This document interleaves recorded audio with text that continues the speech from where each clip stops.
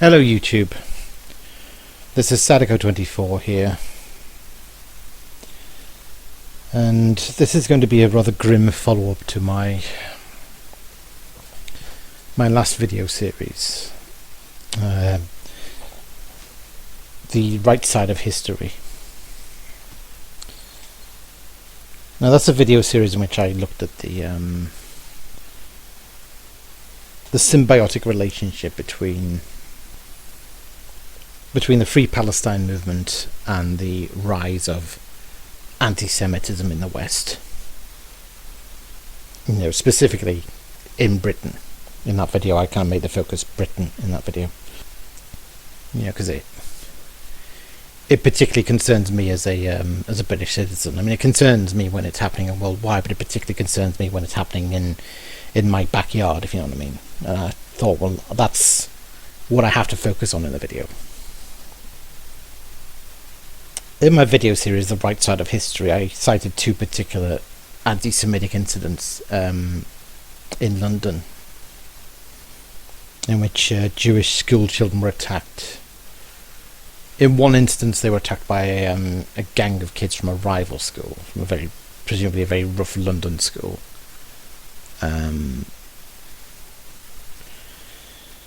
Now it's become necessary for me to do a follow-up video series on this issue, because since making that video back in the end of December last year, things have gotten exponentially worse. On Wednesday night, outside of the Capitol Jewish Museum in Washington, D.C., a gunman opened fire and murdered two young people because he thought they were Jews, because they were gathered in a Jewish place, and because they were there for an event hosted by a Jewish organization. Before I tell you about their alleged killer and the culture of lies that created the climate for his rampage, I want to tell you about the two people that he cut down.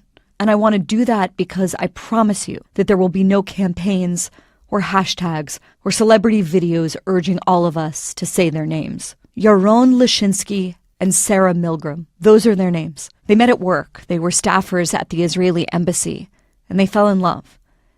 Yaron, who was 30 years old, had purchased an engagement ring for Sarah, who was 26, just a few days ago. They were meant to fly to Israel this coming Sunday so that she could meet his parents, who live in Jerusalem, before he proposed.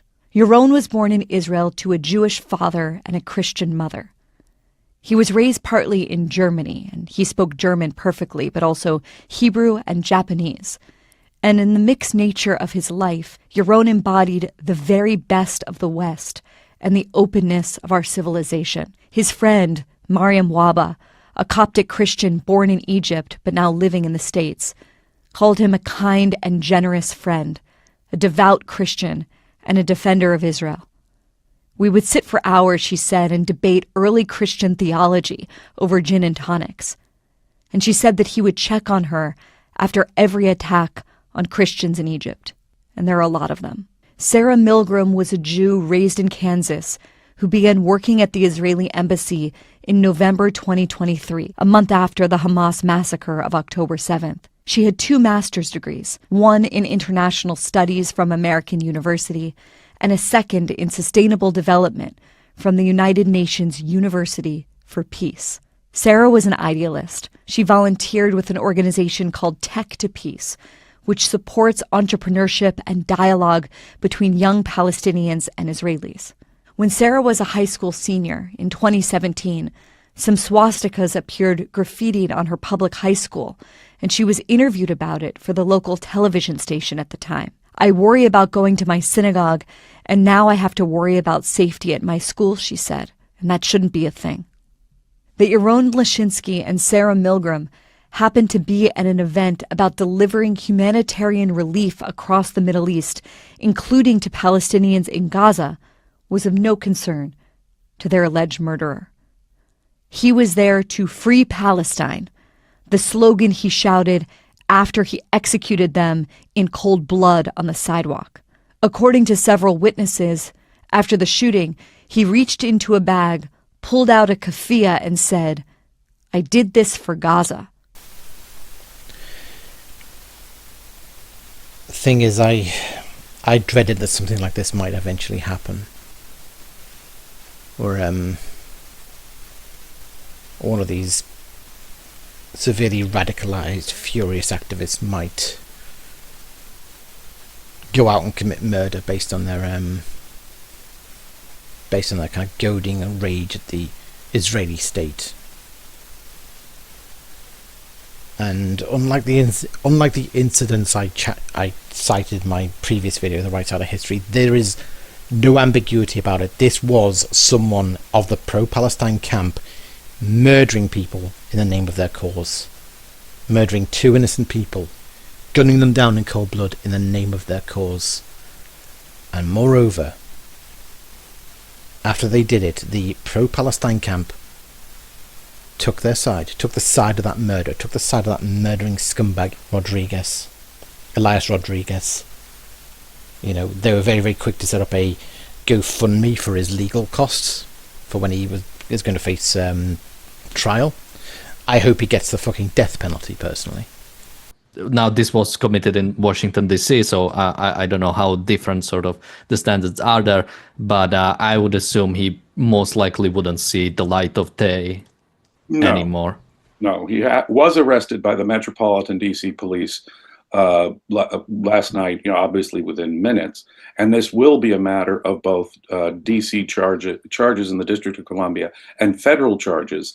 And the good thing about federal charges, especially if they involve terrorism, they do permit the death penalty. You can have a nuanced view about the death penalty. You can even be uncertain about it. But in this case, it's quite certain what he did. He's proud of what he did. It's practically, and we could see the tape of him yelling, "Free, free Palestine." There were numerous witnesses to this. The gun was recovered. It'll be easy to prove this beyond a shadow of any doubt, and the death penalty will be available. I mean, it's multiple murder, it's political intimidation and terrorism. This guy will be subject to the death penalty. And I'm reasonably confident that's what the federal government will pursue in this case. But there are pro-Palestine, there are talking heads from the movement, like Guy Christensen, saying this is entirely justified. It's justified to make, as he put it, Zionists feel unsafe in the West. The suspect, Elias Rodriguez, who's in custody, could be heard shouting, "Free Palestine," as he was being hauled away. Free, free Palestine! Free, free Palestine! Free, free Palestine! But the shooter's evil worldview has a demented logic, and as he proved earlier this week, it is a risk to us all. It is a worldview that says that Jews and those who support Jews and the Jewish state, wherever they live, are now acceptable targets. It's a worldview that insists that a beautiful young couple, a man and woman in love, might look like innocents to the uninitiated, when in fact they are monsters deserving of death. This is getting serious now. This is getting to crisis point now. Certainly in America it's getting to crisis point. Now here in Britain, and to be honest, I think, this is something that, what disturbs me the most is it seems like it's becoming impossible to hold any feet to the fire about this anymore. This pro-Palestine camp, they don't care. This should be a PR disaster for them, the fact that their supposed anti-war movement is now actually endorsing and encouraging murders to happen here in the West. It's encouraging people to join the war effort here and bring the war and the bloodshed here to the West. There should be an horrific scandal. It should be something that they have to... You'd think this is something they would have to atone for, but they're not. They're proud of this. They're brazenly proud of this. And no one is holding anyone's feet to the fire over this. This is terrorism. This is political intimidation. This was violence against innocent people, precisely motivated because of Jew hatred and his hatred of American policy for Israel and Israel's behavior in Gaza, which he finds apparently worth killing innocent people. There are a number of so far unconfirmed reports, like the manifesto you mentioned. Another report was that this guy was an active member.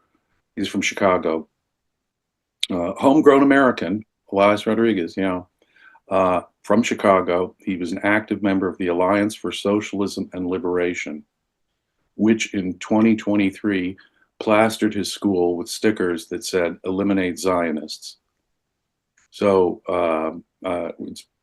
all of this evidence seems to be adding up in one direction, and it makes it perfectly clear. But at the scene, he made his motivations perfectly clear when he yelled out, "Free Palestine." He'd been pacing around in front of the museum, as I say, where they were discussing how to get aid into Gaza, of all things, and just simply gunned them down. There were many shots. They didn't stand a chance. They were shot at close range. This was obviously an act of horrific terrorism. This is just the modern left. Certainly, this is the modern American left.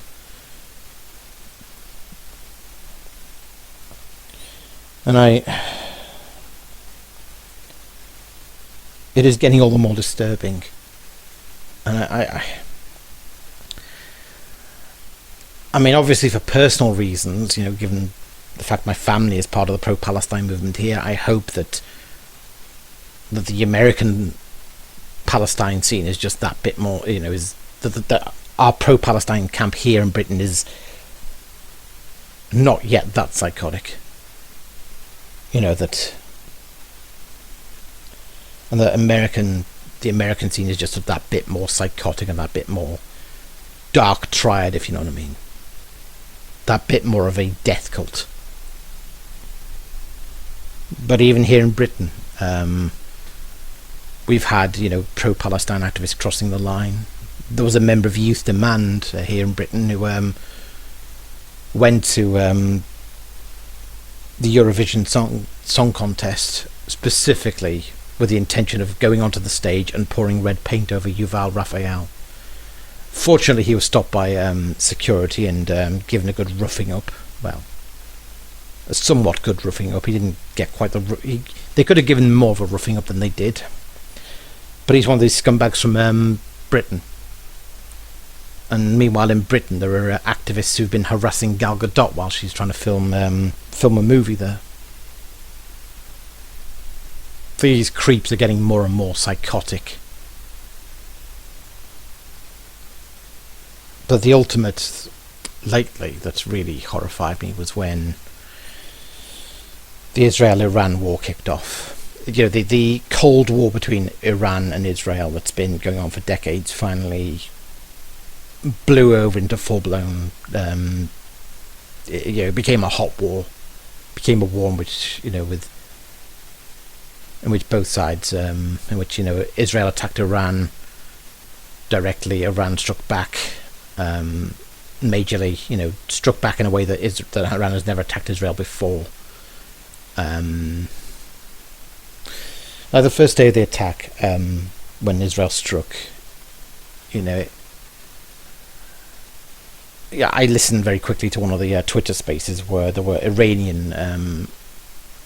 various Iranians were discussing the attack on Iran, and these are Iranians who are part of the Iranian diaspora. They don't live in Iran. They hate the Iranian regime, and they have longed for the day when someone would topple the Iranian regime. And they were talking about, oh, thank God, Israel has struck Iran, and the reports of particular top leaders and scientists in Iran being eliminated by Israel strikes. They were like, oh my God, I've prayed for this day for so long. Thank you, Israel. This regime, it looks about to fall finally. I can't wait for the regime to fall. Then the next day, Iran struck back. There was Iran had kind of returned fire, but most of the missiles were intercepted very quickly by Israel. But the second day, Iran's bombardment of Israel was far stronger and far more devastating. They were firing supersonic missiles that cut right through the Iron Dome and started hitting Tel Aviv. Tel Aviv was in flames. Buildings were taken down. Israeli families in bunkers actually perished because of the devastation. And for a horrible moment, I thought that Israel had majorly miscalculated, or certainly that Netanyahu had majorly miscalculated and got his country into a war that could mean the death of Israel, could mean the destruction of Israel. And he'd done it without US support. And I was really worried. I was really scared. Oh shit, this could be it. This could be the end. And I looked on Twitter and I saw tweeters, leftists, from Britain, cheering on Iran and saying, yes, I stand with Iran, punish the Israelis, kill the Israelis, annihilate that evil state. And there were people in London the next day marching in support of Iran. Hands off Iran, I stand with Iran. That vile misogynistic regime, that murderous regime.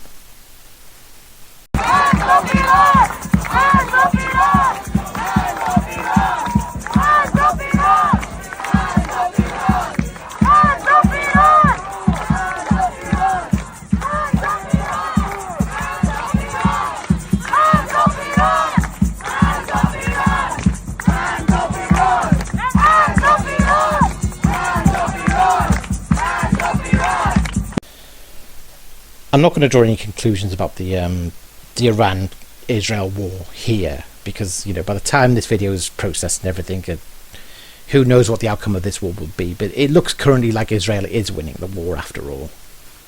But we'll see. Point is, as a British person, as a Brit, I was, in addition to being disgusted at the Washington murders and the and later that arson attack, that Molotov cocktail arson attack on Jews in Colorado by that scumbag Mohammed Soliman.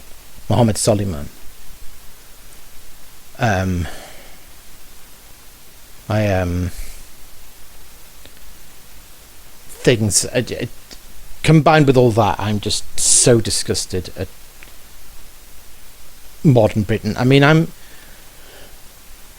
believe it or not, I am not the most patriotic of people. I'm not particularly a patriotic person when it comes to Britain. I wasn't raised to be a patriot. I was never really raised to be patriotic. But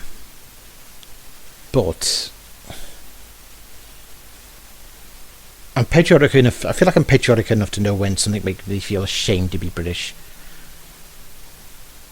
And that march for Iran, and the huge numbers who turned out for that march for Iran is, I don't think I've ever felt more ashamed to be British than then. That's kind of just, it's such a deep low moment for me. It's a low point for me in terms of state of Britain today. Over the past few days, the world has not stopped talking about Iran. The world has not stopped talking about this virtual hunger game that people are salivating at the mouth for, trying to find how many casualties are here, how many casualties are there, to prove who's right and who's wrong, who has the right to live and who has the right to die. The funny thing is that every time they talk about Iran, it seems that the one thing that nobody cares about is the Iranian people. You see, when they say Iran has the right to defend itself, they don't mean the people of Iran. They mean the regime that's killing them. Do you think that it's not lost on us that you've been standing by for the past decade after decade after decade, watching our casualties mount and saying nothing? Do you think that we haven't realized that you're only interested in Iranian casualties when you can exploit our bodies to score points in your political video game? You stood by and said nothing when 16-year-old Nika was beaten to death for protesting, when she was raped and tortured and her mutilated body was tossed out onto the streets. You said nothing. You said nothing when 16-year-old Serena was beaten to death for protesting. And you said nothing when her mother went to retrieve her body and they laughed at her and mocked her and told her that her daughter was a terrorist. And you said nothing when Serena's mother went home and killed herself by hanging herself in her living room after she saw her daughter's body. You said nothing. You stood by and watched those casualties. And now all of a sudden you care about Iranian casualties when you can use them to score points in your political Hunger Games. And it really has caused me to ask that question. Is this really just are we really just dealing with a lost generation now? Is it beyond salvageable now? Is there no hope? Is this just because I did say in that video, the right side of history, that, you know, the Oxford debate particularly, which is just a heathen for kind of, you know, anti-Semitism and pro-Hamas insanity. Just, it really makes me kind of dread for our future. These are our future thought leaders, potentially. These are our future elites. And this is the culture they're marinated in, that glorifies in Hamas terrorists and glorifies in the October the 7th horrors. And it's happening in Britain, it's happening in America. It's worse in America because, you know, in America they're turning their kind of their activism into acts of sick, cold-blooded murder. Is there just no turning this around anymore? Is this just the rotten zeitgeist now? Because, you know, I keep on telling myself it'll turn round soon. People will lose interest in this cause soon. People will wake up. There'll be a wake-up moment, surely. And it never seems to come. Never seems to come. And I just get more and more pessimistic about what's happening to the West, to Britain and to America particularly.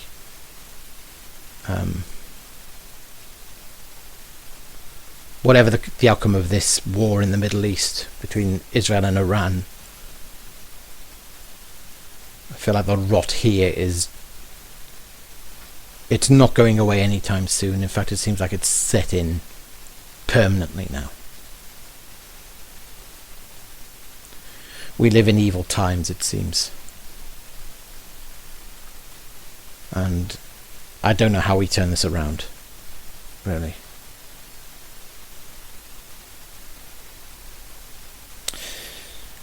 Now, I think it's probably worth giving you all a personal update.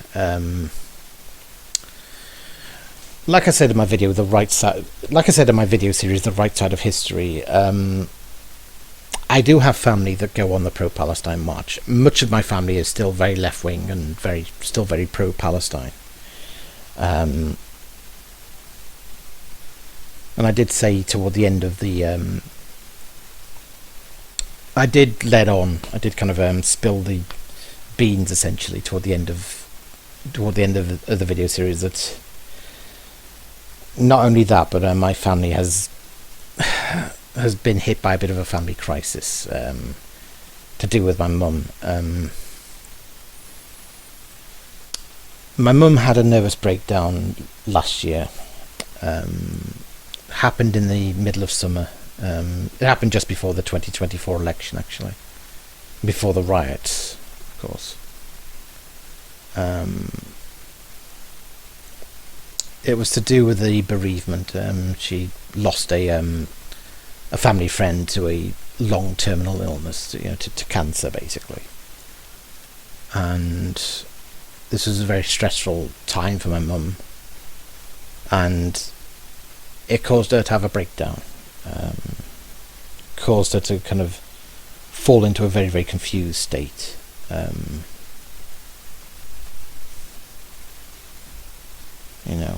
She wasn't really able to take care of herself in the house anymore because she was doing a lot of confused and eccentric things, and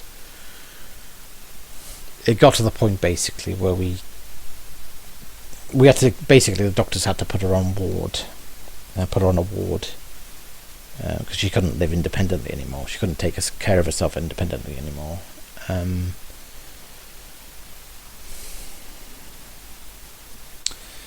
Unfortunately, when she was on the ward, she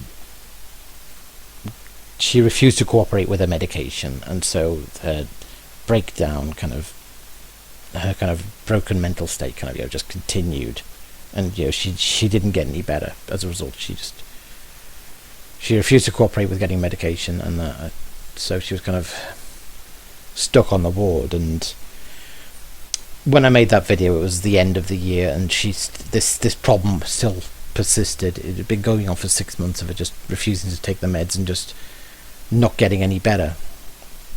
And I felt very helpless about that, and I think you could tell by the tone of the video I was saying I just feel helpless. I feel like I can't do anything about this world problem, really, other than make this video. And I feel guilty about that. I feel cowardly about it because I've not kind of taken proactive steps to confront the madness and make challenge to the pro-Palestine lot.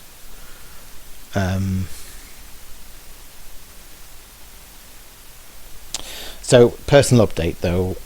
Since then, around January, February, in the early months of 2025, she was moved to a different hospital, and there they were actually able to get her to cooperate with her medication. And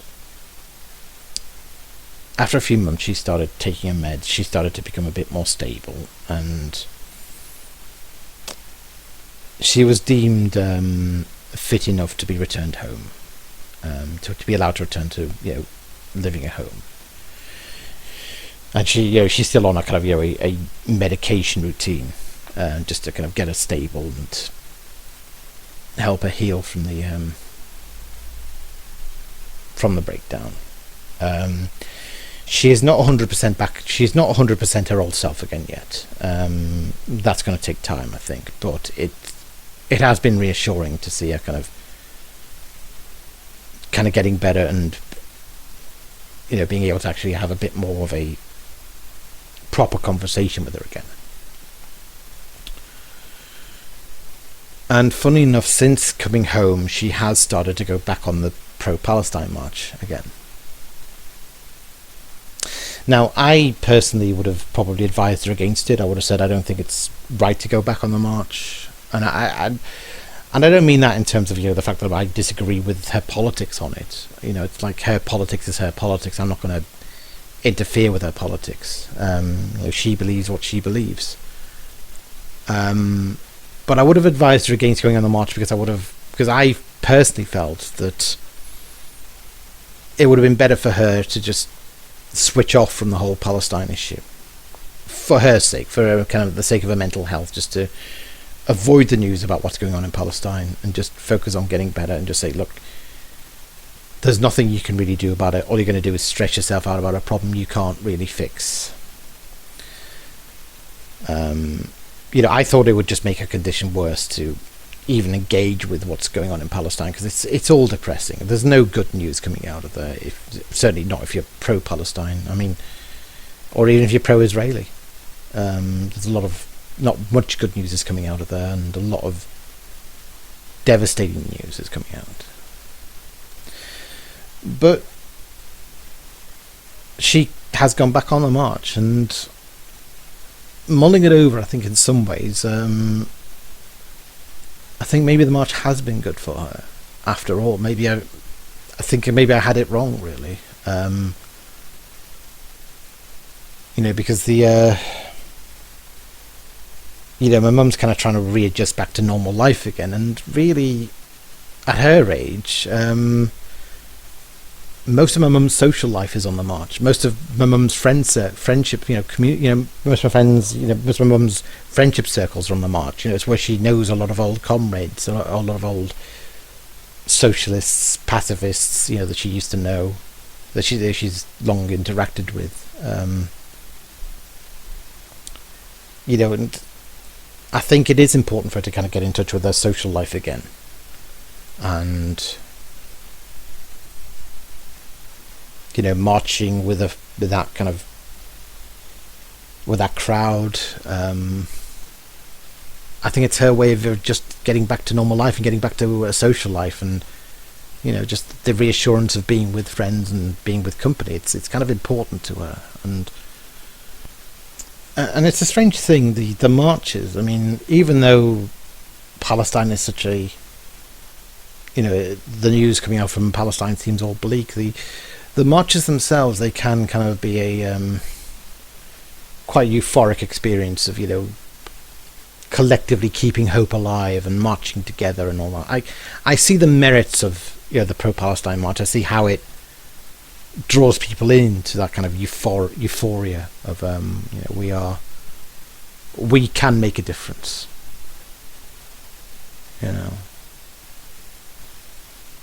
With collective will, collective determination, and just keeping each other going. I think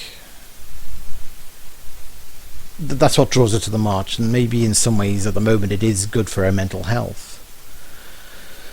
But I mean, even that, it sounds strange saying that now in light of the fact that in other instances we're seeing this protest movement cause people to, this kind of particular pro-Palestine cause people to go fucking crazy and start committing real life murders and just engaging in psychotic behaviour. I mean, I just hope that over here, that the movement here, or certainly the circle Mum's in, is I have to trust it's not like that. And to be honest, I trust that she's in that kind of safe kind of block of the march of just the old socialists, and the anything more sinister than that is generally hopefully confined to America, or maybe even just to London, or just small pockets. And my mum is at the thin end of the wedge, as it were, the safer thin end of the wedge. My mum just wants the bombing to stop. She just wants peace. That's what she's invested in. Now, I have done a bit of reflecting on since that video I put out, because I did share the video. I put it out there, and the video series, The Right Side of History, and I did get some feedback on it with someone, because I did say, look, this is me admitting I think I've been a coward about this. I think I've been very cowardly in my activism. My activism has been all online. It's been kind of just being a bit of a keyboard warrior, whereas in real life I've not really made my politics known or explicit. I mean, I have a neighbour across the street who goes on the pro-Palestine march, and I said to him, well, I'm kind of, when it comes to this issue, I'm a neutral fence sitter. I don't really pick a side. And he says, I feel like you have to pick a side, because you're either with the oppressed or you're with the oppressor. And he said to me that he'd actually been to the occupied territories. He'd been to the West Bank. I presume he'd been with the Solidarity movement to the West Bank, and he'd seen what it's like there. And I couldn't exactly tell him otherwise, because I've never really been to the region.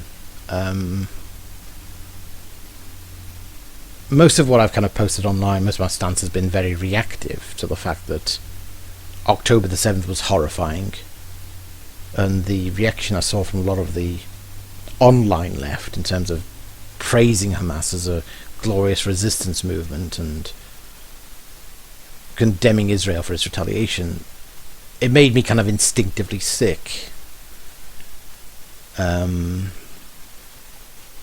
But, you know, if I'm meeting someone who's actually been to the region and has picked a side, it's like, part of the problem is I felt like I didn't really have the authority, the authority of knowledge to tell him he was wrong. And, you know, he did say, I'm not a fan of Hamas, but, you know,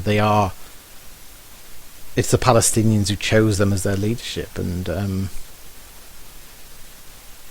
as long as, you know, I suppose his view would be, as long as they're oppressed, that's who they're going to go with. They're going to go to the extreme party that represents their grievance.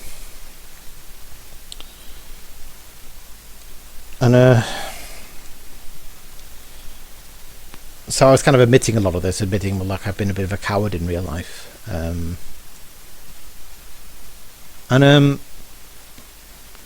I did get into a discussion actually where someone asked me, how's my discussions with my mum about the issue ever led anywhere? And I did say that one time I did actually lend my mum a book by Mossab Hassan Youssef called Son of Hamas. My mum came to visit me one day, and you know, I'd ordered the book Son of Hamas. I just got it out you know, it just arrived through Amazon. I just got it out the parcel. She looked at it and she took an interest in it, and I think she started reading a few of the first pages, and she asked if she could borrow it, and I said, sure. You know, I mean, I do want to read it, but I've got a huge number of books to get through first. And she took it with her home and she read it. You know. Son of Hamas is, of course, the story of Mossab Hassan Youssef, who was born in the West Bank, and his father was one of the founding members of Hamas. And the book basically tells a story of how he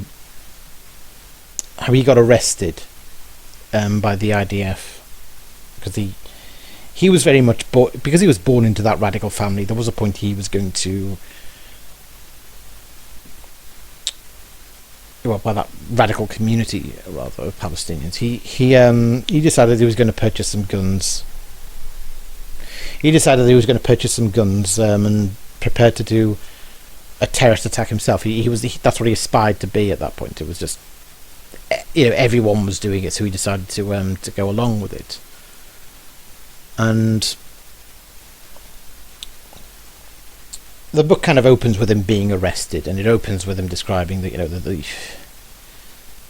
IDF did, you know, when they approached him, they gave him a massive beatdown. You know, they just battered him, and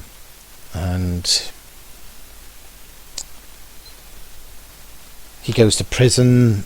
He meets with, you know, he gets to know, you know, Hamas members who are kind of running the prison wings as well. And it's there that basically he sees how Hamas run the prison wings, how Hamas themselves were torturing other Palestinians. And he said it was this that began to turn him against Hamas, began to make him realise that Hamas they weren't freedom fighters. They weren't these glorious freedom fighters. He kind of thought, look,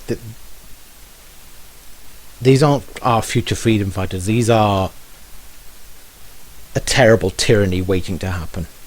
You know, they're just another. They're just, you know, a future. You know, our new tyrant waiting to happen. They're just, you know, if this is how they run the prison wings, if Hamas ever take power in the West Bank or Gaza, and at that point, this is before Hamas rose to power in Gaza.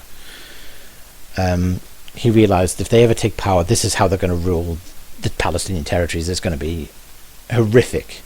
You know, they're going to be engaged in horrific human rights abuses against us.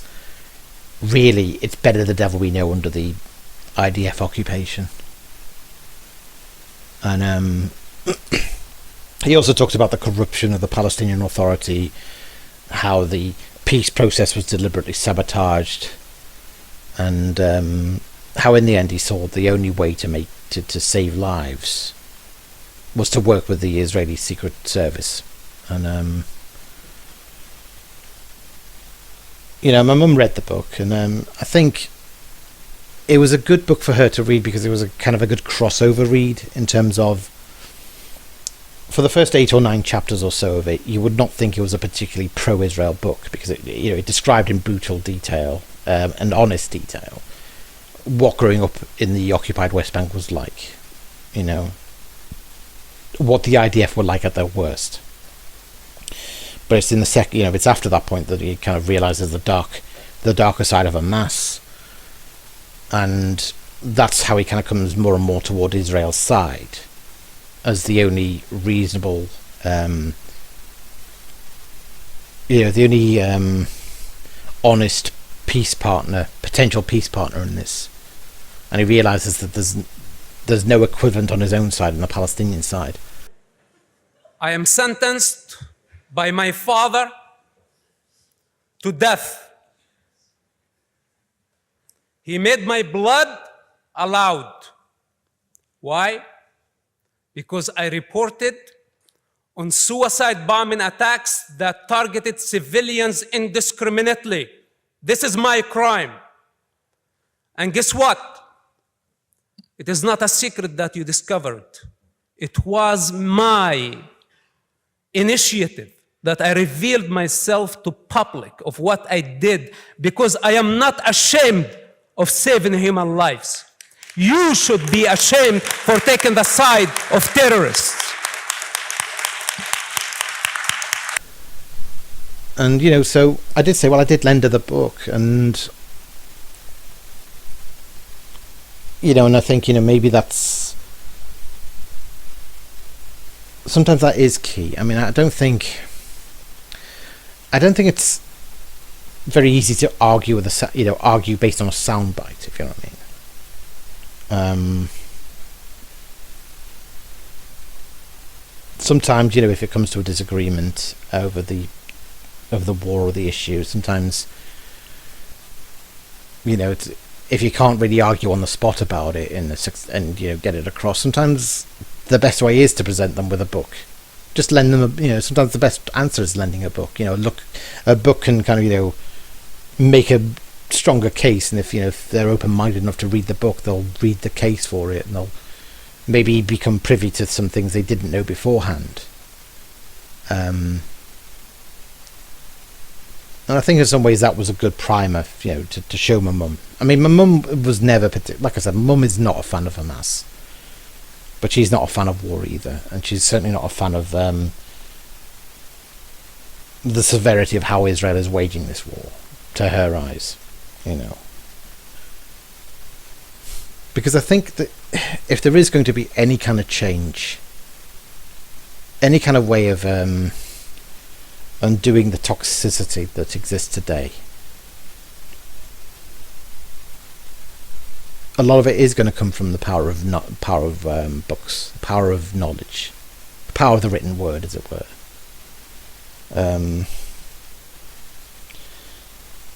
Because I think a lot of Israelis, a lot of kind of supporters of Israel, have realised that. I think what writers like Douglas Murray and Yardina Schwartz and Jake Wallace Simons have realised is that, and Melanie Phillips have realised is that since October the 7th, during October the 7th, since October the 7th, they realised just how far behind they have fallen in terms of. There are a lot of books, there's a lot of propaganda against Israel. Most books on Israel are written by a particular niche of authors who very left-wing, tend to be very left-wing, tend to be very kind of neo-Marxist, and tend to frame the Israel-Palestine conflict in very neo-Marxist terms, in which, it is simply broken down to the narrative of the oppressed Palestinians, the oppressor Israelis, and the Israelis are kind of portrayed as the avatar, or certainly the continuing legacy of Western colonial chauvinism. I'd say, look, put it this way: you and I, and many people watching, will have grown up in observed, diagnosed railed against the sort of Chomskyite left view of the world. That's the sort of post-60s, you might say post-Vietnam, so it wasn't like it came from nowhere. But that view of the world, which was, you could get a best-selling book if you said America was responsible. And if you said, for instance, that a particular sect within Vietnam had significant responsibility, you just wouldn't get that big an audience, because who cares about internal Vietnamese politics? If you said, if you looked anywhere in the world, in the sort of Noam Chomsky view of the world and all his acolytes in the 60s, you could just look at anywhere in the world and somebody would say, why is this country immiserated? Or why is it suffering upheaval? Why is its citizenry trying to leave? Or why do they not have a higher standard of living? And the answer to everything would be, because America. Something we did. Now, I always said when that was coming from the left that this was wildly inadequate as an analysis. Of course, it's narcissistic. It's big, naturally, because nothing in the world can happen unless we in the West make it happen. But it's also a very appealing one, because it's just an omni explanation for everything. And it's like it's presenting Israel as the last stage of British colonialism, and the Palestinians as the last victims of colonialism. And it's always presented as any terrorism by the Palestinians is the rage of the oppressed, as it were. The thing is that so most of the niche in terms of the writings about the Israel-Palestine conflict, it's very much a niche dominated by the fashionable left, the fashionable neo-Marxist left, and written in very kind of, in a very leftist, neo-Marxist framing. And I think, a lot of Israeli authors have realised we've got to do something about this. We've actually got to get involved in the fight back in terms of telling the story, the more positive, writing books that tell the more positive story of Israel, tell Israel's side of the story. And because we didn't realise just how powerful and how harmful the propaganda was until now. How many people believe that Israel is this evil demonic state now, because we've never made the case for the defence. We haven't made enough of a case for the defence. That the literary industry is dominated by people making the case for the prosecution. We haven't done enough to make the case for the defence. The Israelis, it seems to me, have never had a proper strategy for addressing the ignorance of Britain and the West. If it had a proper strategy, it would be being proactive, have been proactive over many years, and it would be seeking to educate the British public. I've lost count of the number of people who write to me after I've written one of my blog posts, and they've said, I can't believe it. What you've written, I've never heard before. For example, I didn't know that there were so many rockets. I didn't know there were any rockets. Really? Then they're not aware that Hamas had fired 12,000 rockets at the Israeli home front in this war. The media that I'm reading doesn't tell me. I didn't realize that the ordinary Palestinians have been educated or brainwashed over all these years by the Palestinian Authority. No one has told us that. Ever. No one has ever told us that the Jews are the indigenous people of the land. I thought that after the Holocaust, the Jews had been kind of parachuted in from Europe. No one's ever told us this. They did this while we were sleeping. We just assumed, we just rolled our eyes, we're always being condemned, but does it really matter? And suddenly on October the 7th, we realised, oh shit, yes it does. Because it means that things are getting, the anti-Israel sentiment, the anti-Semitic sentiment that symbiotically grows with it, is getting worse. And I think this is kind of where I'm clinging to some hope, but it's not much. It's like if there is to be a revolution of writers presenting the case for Israel, it's or certainly against the dominant narrative here about Israel. It just seems to be set in stone that Israel is this genocidal, evil settler colonial state that for some reason it's fashionable on the left to cheer for the genocidal annihilation of. You know, this rot can only be corrected by by telling the fuller picture. And making some pushback on the more sinister and malicious propaganda against Israel. You know, Jake Wallace Simons has realised this, and he's decided he has to write. I mean, Jake Wallace Simons has realised this for a while, actually. He's written a book called Israelophobia, which he put out before October the 7th, actually. And he's got another book in the works now called Never Again, which is, it's kind of the, I suppose, the sequel. It's the follow-up to what happened after October the 7th. I'm looking forward to getting that one, actually. Elika Labon is working on a book as well. And it's going to be interesting hearing what Elika Labon's take is, because she's obviously going to incorporate the element of the Iranian regime as the snake's head of the problem with jihadism. You know, Iran is the snake's head of the jihadist menace. Iran is the snake's head of Hezbollah and Hamas and the Houthis.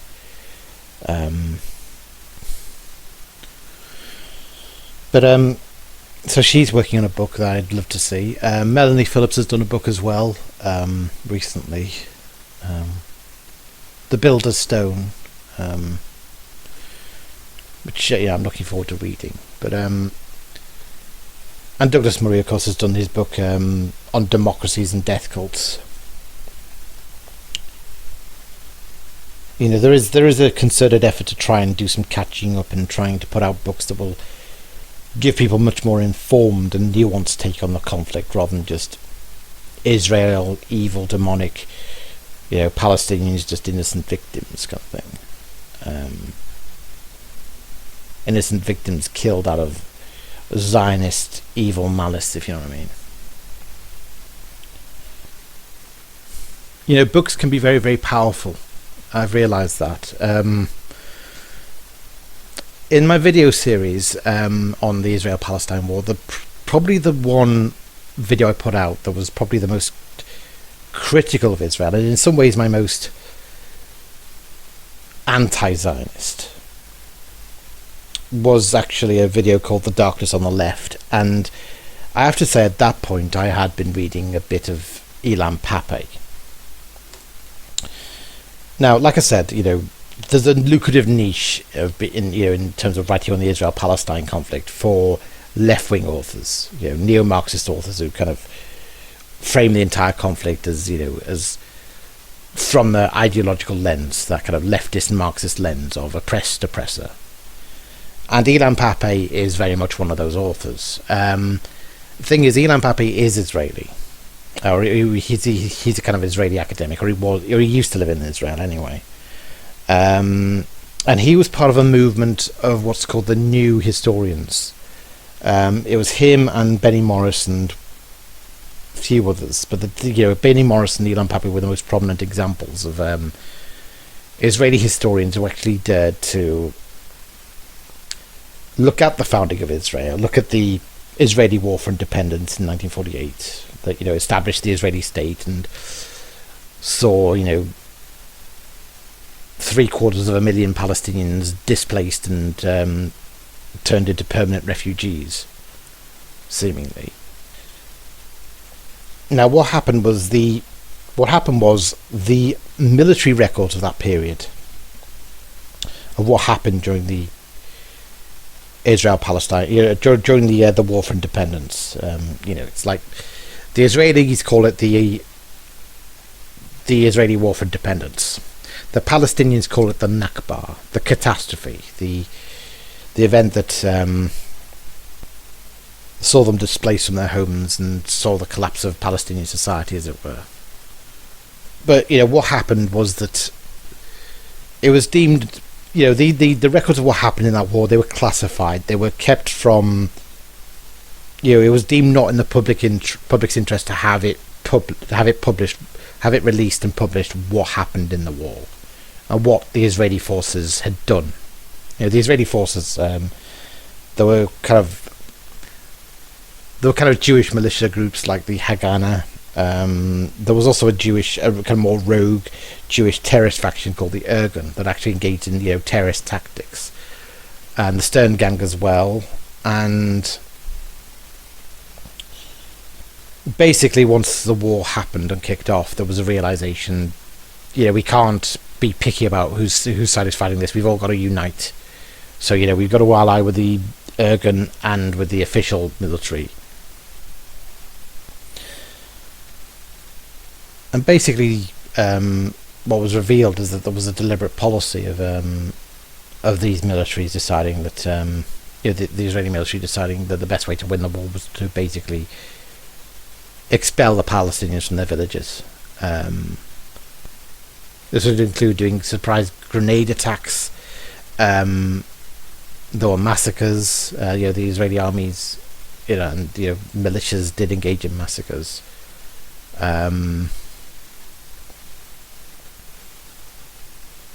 Deir Yassin was a particular.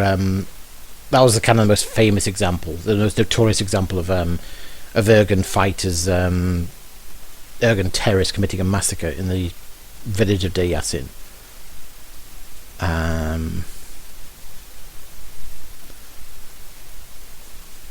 There was a documentary called Tantora as well that came out in 2022, in which former Israeli soldiers were part of a particular military wing called the Alexandroni Brigade. The Alexandroni Brigade. They were sent to expel a particular village on the coast called Tantora, Palestinian village.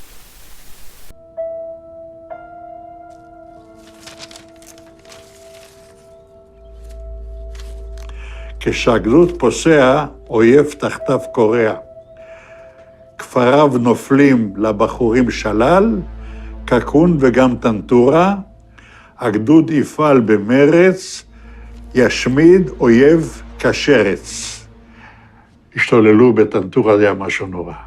טנטורה היה כפר עשיר, בתים יפים, גרים כמו אירופאים, אתה יודע.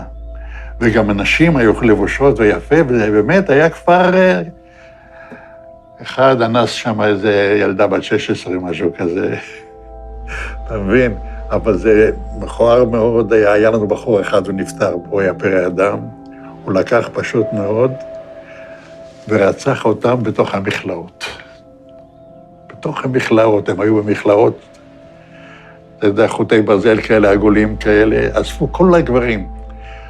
הם יושבים שם כולם על הרצפה, ובא מישהו ולוקח תת מקלע ומתחיל זה, מחליף מחסנית, מה אתה חושב זה? אבל אנחנו לא היינו כאלה. הוא היה יוצא דופן, הבחור הזה, כן, מה שהוא עשה. והשתיקו את הדבר הזה, והיו חבר'ה שלקחו את הלוויורים, ורדפו אחרי חבר'ה ושרפו אותם. זה היה משהו זוועתי, וזה אסור לספר, אני לא אדבר על זה, כי זה יכול להיות סקנדל שלם מהעניין הזה. אני לא רוצה לדבר על זה, וזהו. אבל זה היה, מה לעשות, זה היה.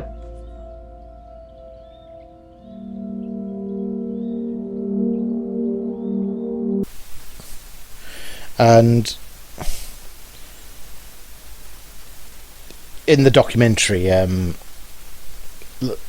the Israeli soldiers kind of have this flashback to what happened in that massacre, and they describe, we killed them. The soldiers, everyone went wild at Tantora. There was horrific massacre. Some 100 or 200 villagers of Tantura were just shot by our soldiers in cold blood.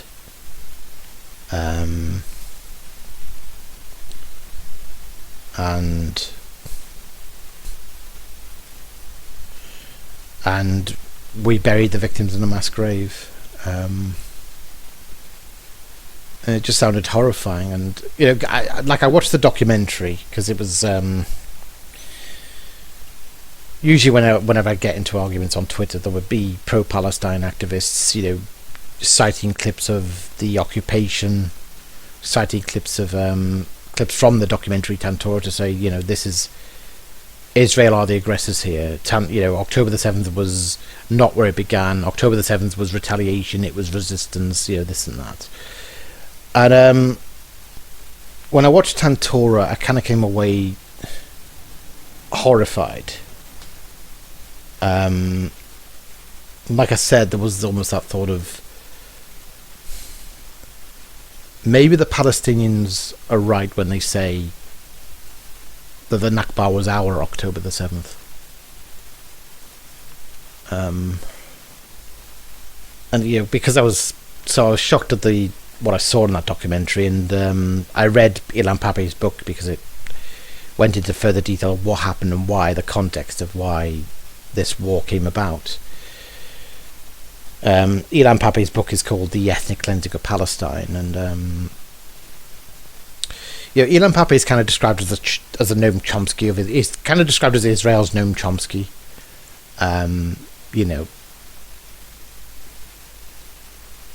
Basically, Benny Morris and Ilan Pappé, there came a point in the late 80s when the historical records of what happened during the Nakba were finally made public. It was finally deemed, these records were now public domain.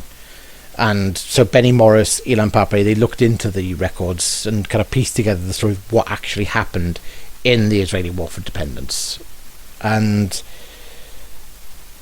they did not like what they saw, certainly. They felt that this, certainly Ilan Pappé felt this revealed that Israel was born in sin.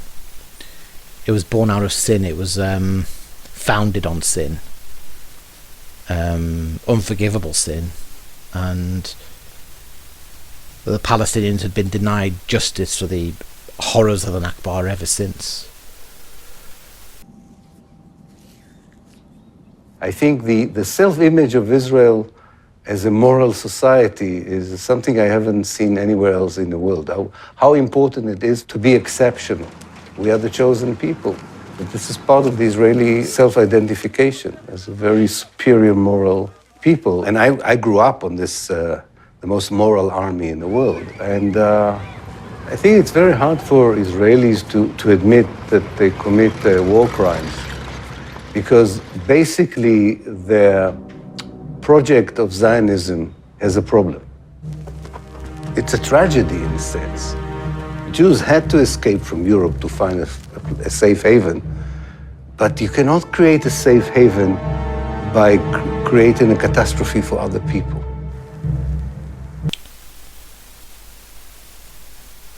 And he does a lot of kind of quoting from Ben Gurion, who was the founder of Israel, and he represented, I suppose, he represented the Zionist movement, the idea of we were going to establish a Jewish Zionist state in Israel, in the territory of Palestine. I mean, it has to be said, the book did affect me. It did draw me into the belief that the terrible sins that couldn't really be accounted for had occurred in the Nakba. And it was that kind of difficult question of, I suppose in a way the video I put out was trying to ask that question, can you just judge an atrocity in isolation? Or do you have to understand the context of it? Do you have to understand that there's a long history of one atrocity versus another? And it's that question of, well,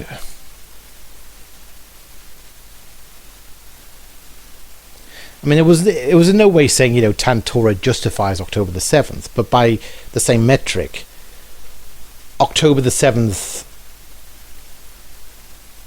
if that's judged an evil atrocity, then Tantora should be judged equally an atrocity committed by Israel.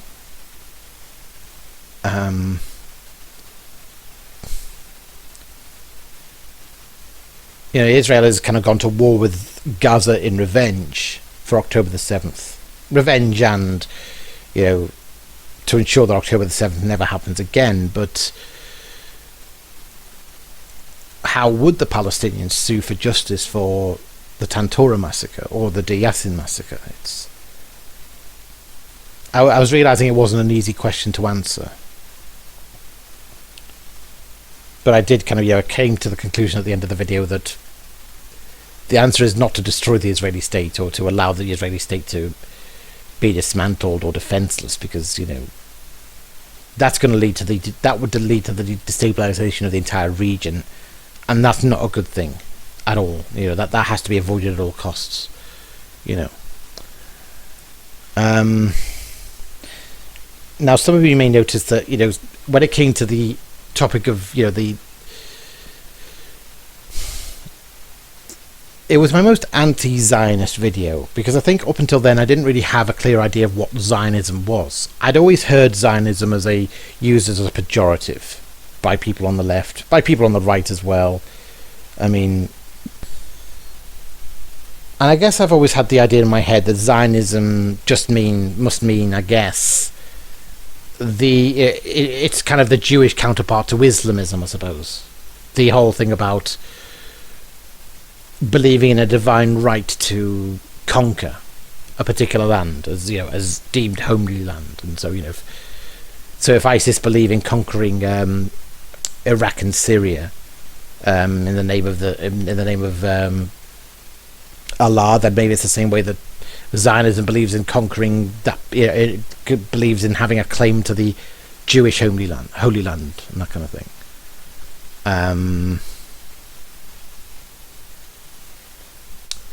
Now, it was reading Ilan Pappé's book that kind of, I think, gave me more kind of a darker impression of what it painted Zionism as a far darker thing.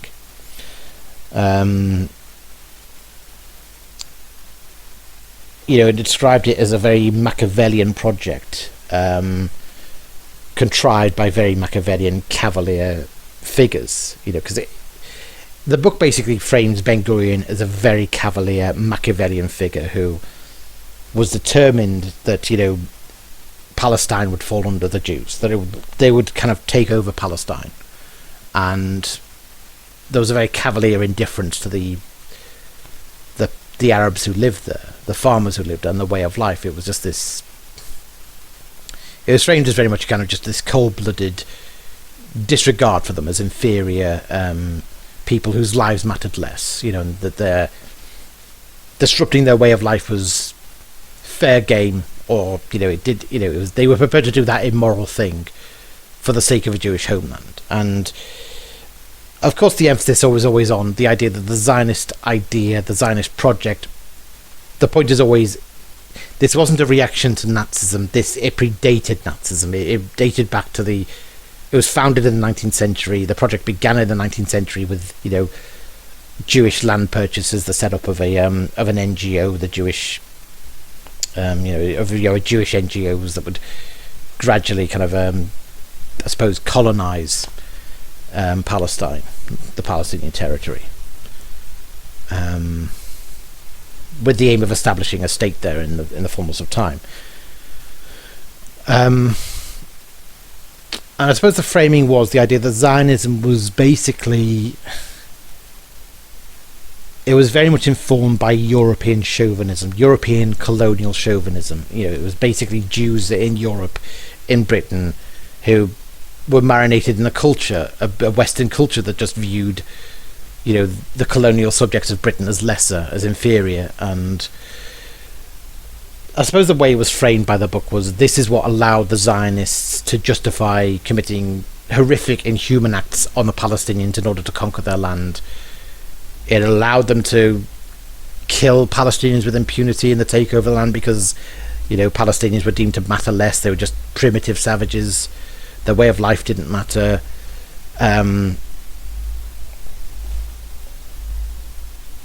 It allowed for, and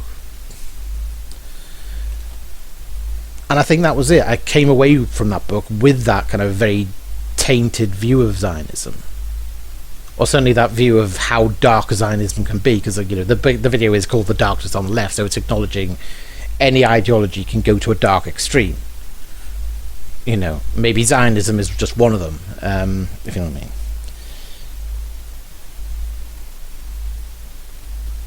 Now, I've had a much more sober view of the.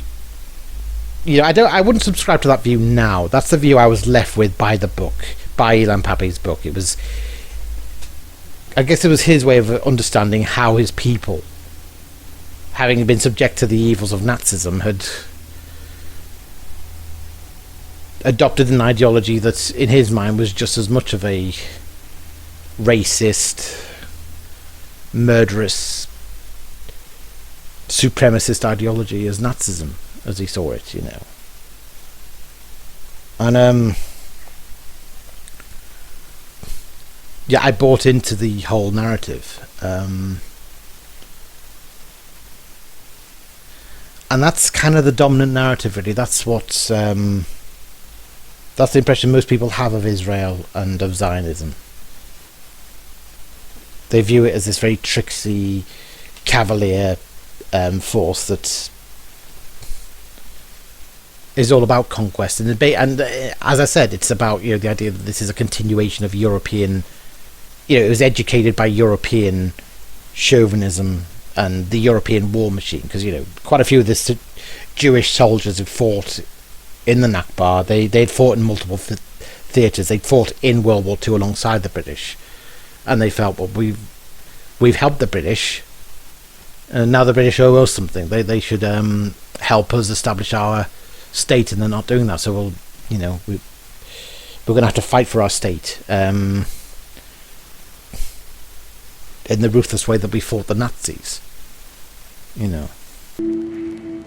אגב, בטנטורה נהרגו מיריבות הערבים ג'יפ ששקע בבוץ. ירו בהם והתעללו בהם. מה זאת אומרת? שחטו אותם פשוט. חבר'ה, נסעו על ג'יפ, חשבו שזה נגמר הכל. מצאנו אותם במצב נוראי. מצב נוראי, התעללו בהם ולקחו להם את איברי המין ותקעו להם בפיות.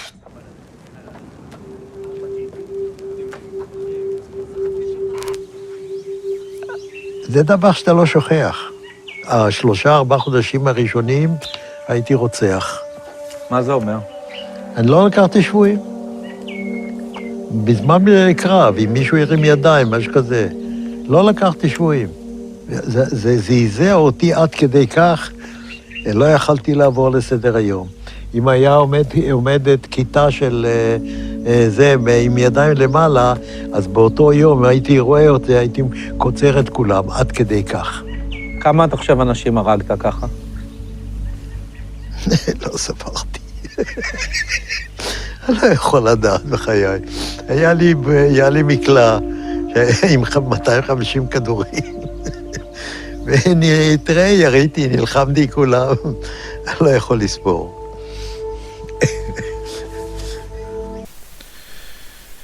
Like I said, I think maybe because that's kind of the standard of how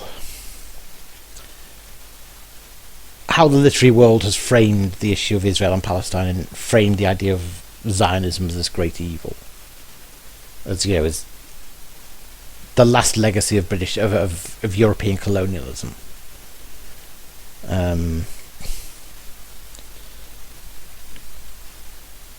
I think in terms of selecting kind of books to tell the counter narrative, sometimes it can be tricky, because, like, for instance, I would not lend my mum something like What Justice Demands by Ilan Chernov's What Justice Demands.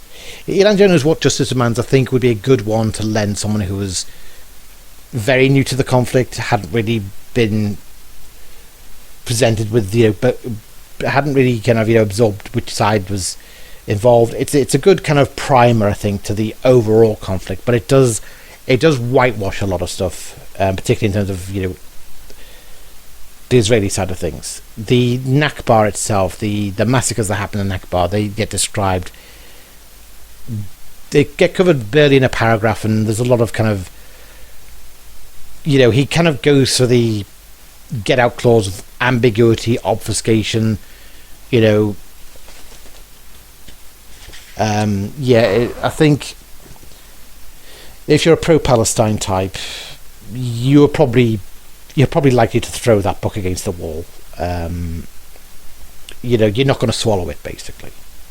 He has a bias of favouring the more innocent, wishy-washy framing of Israel in the Nakba, if you know what I mean. Whereas Ilan Pappé, I suppose you could say, is the other extreme. So, that book wouldn't work. Now, I do think one book that might actually do the crossover fairly well is a book by Jake Wallace-Simons called Israelophobia, which he released mid-2023. He released it before October the 7th, but even then he was kind of saying, the book begins basically describing a typical pro-Palestine march in the modern age. He says, "This is the Nike anti-Jewish edition," jokes the young man, showing off the miniature Israeli flags that he has attached to his trainers. It is a Sunday afternoon in central London, and a rowdy demonstration is being held outside the Israeli embassy to protest the conflict with Hamas. The previous day saw one of the largest pro-Palestinian rallies in British history, with 180,000 people crowding Hyde Park. This smaller gathering was drummed up to oppose a pro-Israel group. A few streets away from the man with the anti-Semitic trainers, a gang prowls the back streets. "We'll find some Jews here," one shouts. "We want the Zionists, we want their blood." Two police officers nearby hear him but do nothing. Meanwhile, back in the heart of the mob, a bearded firebrand roars into a megaphone against a backdrop of young men, many of whom wear black masks holding Palestinian flags. "The difference between us and them is that for them they think life begins," he bellows toward the pro-Israel crowd. "For us, we believe that death begins. We believe that life begins at death. We don't care about death. We love death." These scenes took place in May 2021. But they remain lodged into the memory of many British Jews. At the time, Israel was locked in combat with Gazan terrorists who had fired more than 4,000 rockets at Tel Aviv, Jerusalem and other population centres in Israel, and wherever you looked, hatred was boiling over. The day before, on the Jewish Sabbath, the man who boasted of his love of death, a former trainee history teacher called Mohammed Hijab, had filmed himself in the heart of London's Jewish community, harassing Orthodox men by asking whether they had learned from the Holocaust, in front of a mobile billboard showing pictures of Jews in concentration camps. The previous week, a convoy of cars flying Palestinian flags had rolled through North London, with men leaning out of the windows and yelling through their megaphones, "Fuck the Jews, rape their daughters." The husband of the Israeli ambassador and his 3 small daughters had been surrounded but had managed to drive away unscathed. Looking back at events like these, many Jews are shocked by how little they are shocked. Jewish schools, synagogues and community centres are forced to live with a level of security that is required by no other minority. According to Home Office figures, despite comprising just 0.5% of the population, British Jews face nearly a quarter of all hate crimes and are 5 times more likely to be targeted than other faith groups. 55% say that they have suffered racism compared to 50% of black Caribbeans and 30% of black Africans, the Evidence for Equality National Survey reported. Anti-Semitic incidents are soaring across the Western world, rising by 36% in 2022 to hit an all-time high in the United States alone. In France, more than 60% of religious abuse is directed at Jews, and in Germany, anti-Jewish hate crime rose from 1,374 incidents in 2012 to 1,374 incidents in 2012 to 2,639 in 2022. The prejudice that predominates today is different to the anti-Semitism of old, however. Around the globe, most anti-Jewish bigotry now focuses not on their religion or race, but their homeland. As editor of the world's oldest Jewish newspaper, the Jewish Chronicle, and before that a foreign correspondent who also reported extensively on anti-Semitism in Jeremy Corbyn's Labour Party, I have long been aware of the hatred that squats at the dark heart of the anti-Israel movement. Despite being the Middle East's only liberal democracy where gay people, women and minorities live more freely than anywhere else in the region, Israel is often smeared as the world's most oppressive regime. Those who oppose it in the most fanatical and chauvinistic terms, even with kitchen knives, homemade guns and suicide bombs, are portrayed as standing up to tyranny.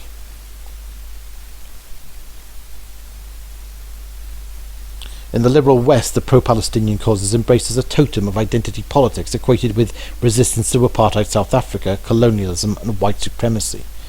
Israeli products are boycotted, Israeli businesses are vandalised, Israeli speakers are hounded out of universities, and all is presented as if the demons are on the side of the angels. The public is encouraged to believe that hating the Jewish state is an entirely different matter from hating Jews, but it doesn't take long for the mask to slip. Take the mass demonstrations of May 2021, which were sparked by Israeli military action taken in response to Hamas rockets. By the time hostilities had abated, 256 Palestinians, most of them terrorists, and 14 Israeli civilians lay dead. Further Israeli casualties were prevented by the Iron Dome missile defense system, which intercepted and destroyed more than 1,200 rockets before they could land on homes and offices. Why did the protesters choose to highlight this particular conflict so vehemently? That year, United Nations records showed that numerous wars, injustices, human rights abuses and atrocities were taking place all over the world, including on Israel's doorstep. Syria had reached a grim milestone of 10 years of war with more than 500,000 lives lost. Yemen, named as the location of the world's most severe humanitarian crisis, was facing the highest levels of acute malnutrition since the conflict began, with over half the population experiencing severe food shortages and 10,000 children killed or maimed since the start of the fighting. Violence was raging in Ethiopia, placing 350,000 people at risk of famine. Akupa Myanmar was pushing 25 million people, nearly half the population, into poverty. UN peacekeepers were being killed in Mali, where 400,000 people fled their homes due to violence and nearly 5 million were reliant on humanitarian aid. Yet it was the Israeli conflict with its 270 dead that provoked such large and bitter demonstrations around the world. Why?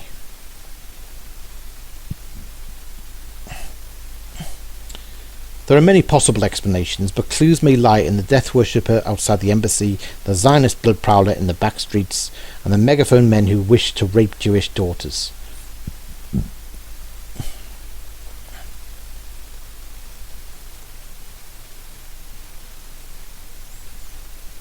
Israel is far from perfect. In addition to covering the region extensively, both at the Jewish Chronicle and my previous jobs at the Daily Mail, the Sunday Telegraph and elsewhere, I spent years reporting from all over the world, from Caracas to Colombo, from St. Helene to Harare, from the Bataclan to the Badlands of Maiduguri. I have been tear-gassed more than once on the West Bank. I have seen enough countries in various states of crisis, to borrow from Tolstoy, to know that every unhappy nation is unhappy in its own way.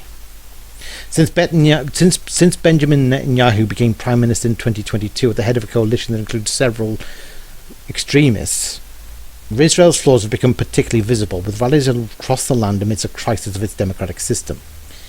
Yet every country is also admirable in its own way.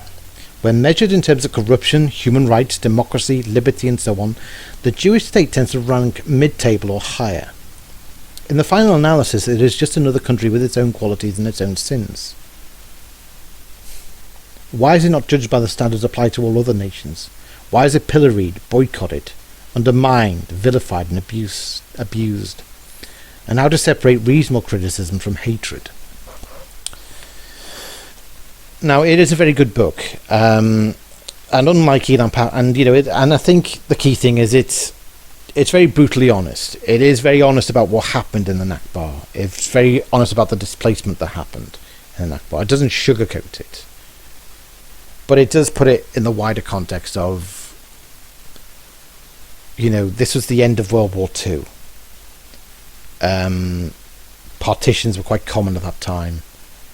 Displacements were quite common at that time. Look at what happened with, when Germany lost in World War, when Germany was defeated in World War II, there was tremendous amount of displacement for the German population, and the huge chunk of the German population was displaced. Many starved to death. Many lives were lost in that displacement. Similarly, the India-Pakistan partition was incredibly bloody. It was far more bloody than the Israel-Palestine partition. This is what happens, and moreover, at the same time as this was going on with Israel and Palestine, there were pogroms throughout the Middle East, in which the Jewish populations of Iraq, Yemen, Algeria were forced to flee, and many of them fled to Israel, and that was the Jewish Nakba, I suppose you could say, but it's not talked about in the same terms as the Palestinian Nakba. So it's kind of saying the book is basically a call for a degree of sanity and sobriety in terms of and soberness in terms of how Israel and Palestine is assessed morally by people in the West. And I think the important thing about the book is that it really goes into the history of where a lot of this anti-Israel animus came from, and how a lot of it does have its roots in very Soviet, the roots of 1960s anti-Israeli Soviet propaganda, which often took on a very anti-Semitic form. There's one particular example of Soviet propaganda in which shows this giant octopus surrounding the globe of the Earth, with its tentacles kind of wrapped around the globe, and there's the membrane, the head of the octopus has a Jewish Star of David on the front, a blue Star of David on it, and it's kind of saying this is Israel's far-reaching influence, poisonous, kind of malign influence. You might remember actually Greta Thunberg got into trouble, got quite a lot of flack because she photographed herself in her living room, or someone's living room, with her activist friends, presumably it was one of their living rooms. And in the photo, it shows Greta has this kind of pet squid, this toy squid, that's a kind of a mascot. And there are people who kind of accused her of including an anti-Semitic image in the video, and it's because of that. That's why people made that connection. I'll get into the twos and throws of that later, because I'm going to have to discuss Greta Thunberg probably at some point. I'll just say that I gave Greta Thunberg a big benefit of the doubt at the time, and I probably still would on that occasion. But I'll say no more on that. And I think it's kind of important to cover things like that, because I think it's an important way of making people aware of, a lot of young people have kind of joined this cause in the belief that it's a noble cause. And I think they've never really stopped to ask themselves where this cause came from, how this cause got so strong and powerful. And I think the book is kind of saying it's important to ask these questions. Is this a noble cause, or was it contrived or boosted by sinister states with a sinister agenda that you've kind of become, unassumingly duped into going along with? You got to think about in whose agenda is this propaganda being pushed, I guess.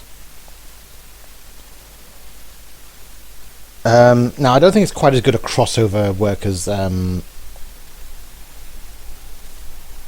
Son of a Mass. I think Son of a Mass is a good primer, but it's a good primer. It's a good crossover book of, from my anti-Israel perspective, how he describes the IDF at the beginning of the book being kind of brutal and unsympathetic. That chimes with my worldview anyway, but so I'll read on, and then when it gets to the the nuances, that's when they might think, oh, okay, I never saw it that way before. I think Jake Wall-Sam's would be a good secondary book in terms of getting them to look at the Israel conflict with more nuance as well.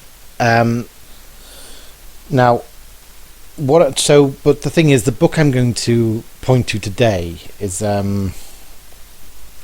it's one that I think this next book, which has come out recently, is one I think I really have to lend to my mum at some point. Not currently. I'm not going to lend my mum this book yet, because it is a very graphic book, and my mum is still kind of in the recovery phase. I don't think she's the best sound mind to take in complex information. I did say, I think she did say to me, because I used to lend her books and she used to lend me books, and she said to me, I just, if you're going to lend me any, I just want to read fiction at the moment, nothing too complicated, nothing too political. And she basically, this is not a book she would take in quite well at the moment, but maybe in the fullness of time, when she's back to 100% her old self, I think maybe this would be a great book to lend her. I think it's a book she'd really like. To me, this is the most important book.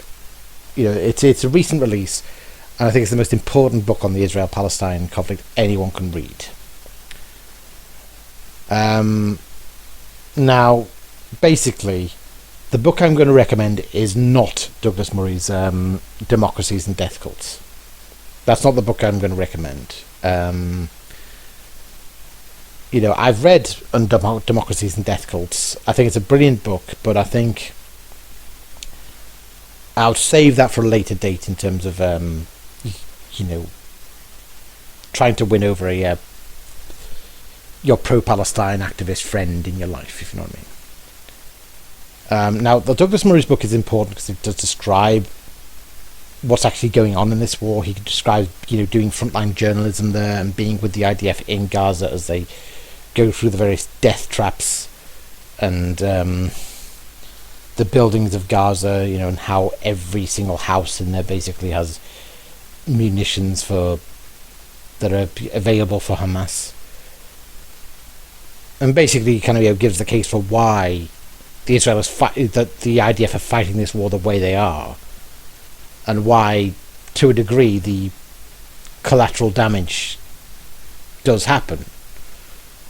Because it's just, this is the kind of treacherous urban environment they're fighting in. You can't expect the IDF to not make some mistakes in this fight. So I think that's an important book to lend someone later down the road of, this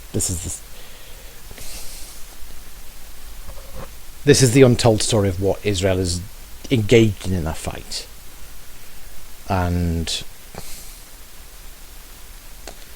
of course, some pro-Palestine activists, of course, will never read Douglas Murray. They'll just say, well, Douglas Murray's name is mud to me, I'm not going to bother.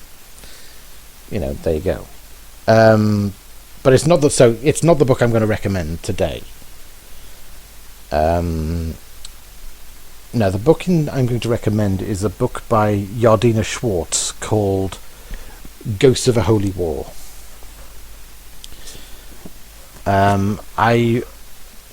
I got that late last year, and it's probably, to my mind, the perfect antidote to the kind of narrative that Ilan Pappé spins.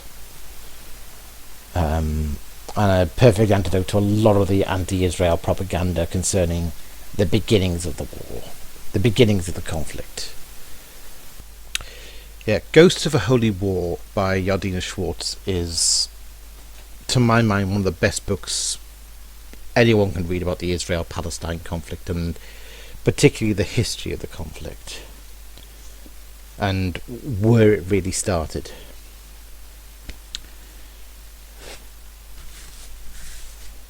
the most common refrain you will hear from protesters to the pro-Palestine camp is, "It didn't start on October the 7th." And to read this book is to understand how right they are, but not in the way that they meant.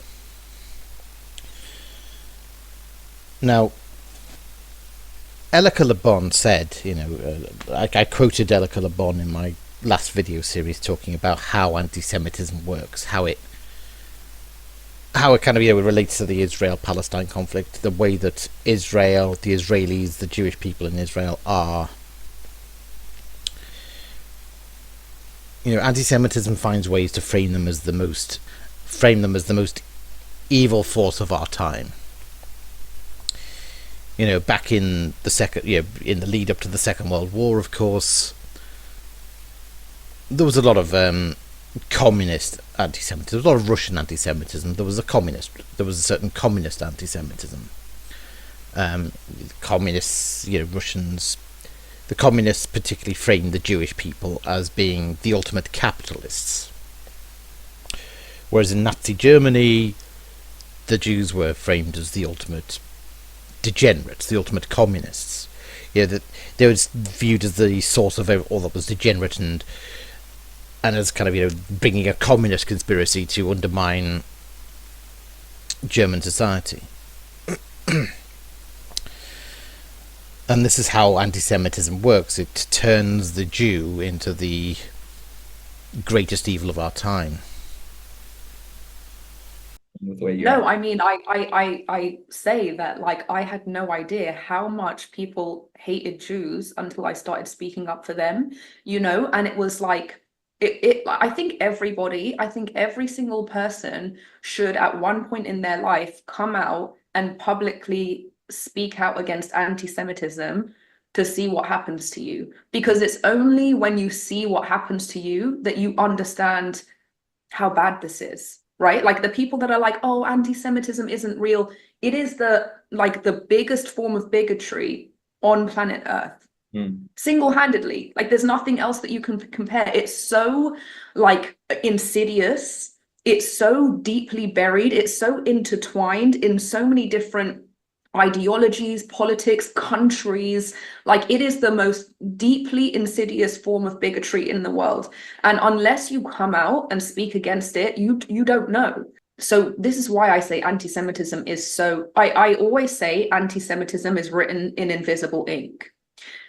You can't see it, but it's there. A lot of the ideologies and the beliefs people have, and you understand this well, the way that anti-Semitism has been able to thrive so well is because it aligns itself with ideologies and soft spots that really trigger people in an emotional place. So if you're talking about a person from this community or that community or this community, you say, okay, Jews are just like white supremacists. Jews are just like slave owners. Jews are just like this. And you build this perception up for not just months, like years, decades, so that a person intrinsically understands that a Jewish person is the same as a slave owner, or just the worst thing that you can imagine. So that when in that final instance, someone comes out and says, I'm just defending Jews, they're like, you have taken the side of the biggest form of evil.